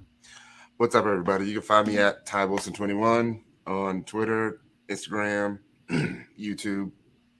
I also do some tech talks through my company at Cover 6 Solutions. I like to focus on the mental health. I like to be on the panels. I like to give my perspective. And I've also started putting out more content on IG, personal content on IG and YouTube. And he don't be having his shirt on. His shirt be off. And yeah, he's single now. I like the mental health challenges. I'm transitioning into my single life. And yeah. And Jamie, go. What's up? Jamie Alexander, on-camera host and producer. I think it's best to just follow me on Instagram at Jamie Alexander. You got to peep the spelling, Jaimi. And I have a few things that I'm rolling out so you can see it there. I like to have fun, so I create different things at different times, which you can see if you catch up with me on my Instagram and my YouTube. Yeah, that's it. And Samson, go. With God, __. Just a regular guy. And you can find Samson every Friday night at 8 p.m. on the OWN Network for Ready to Love Miami. And stay tuned. Keep watching the show to see if Samson has found love at the very, very end. Thank you so much for joining us tonight. I so appreciate you. Thank you so much, Tyrone and Jamie. You know I love you guys so much. Thanks for rolling with us, sister. You guys are my faithfuls. And if you guys have not liked this video, I would so greatly appreciate it. That would be so amazing to me. I love you guys forever. I have 125 watching now, and I only have 85 thumbs up. So before you leave out, definitely hit the thumbs up. If you have not subscribed to this channel, I would so greatly appreciate if you subscribe to my channel, to Tyrone's channel, to Jamie's channel, and also to Jeremy Speaks TV channel. I so greatly appreciate it. Anyway, we will see you back here on Friday for my live watch party that I'm going to be doing for episode 7. And until then, I love you guys so much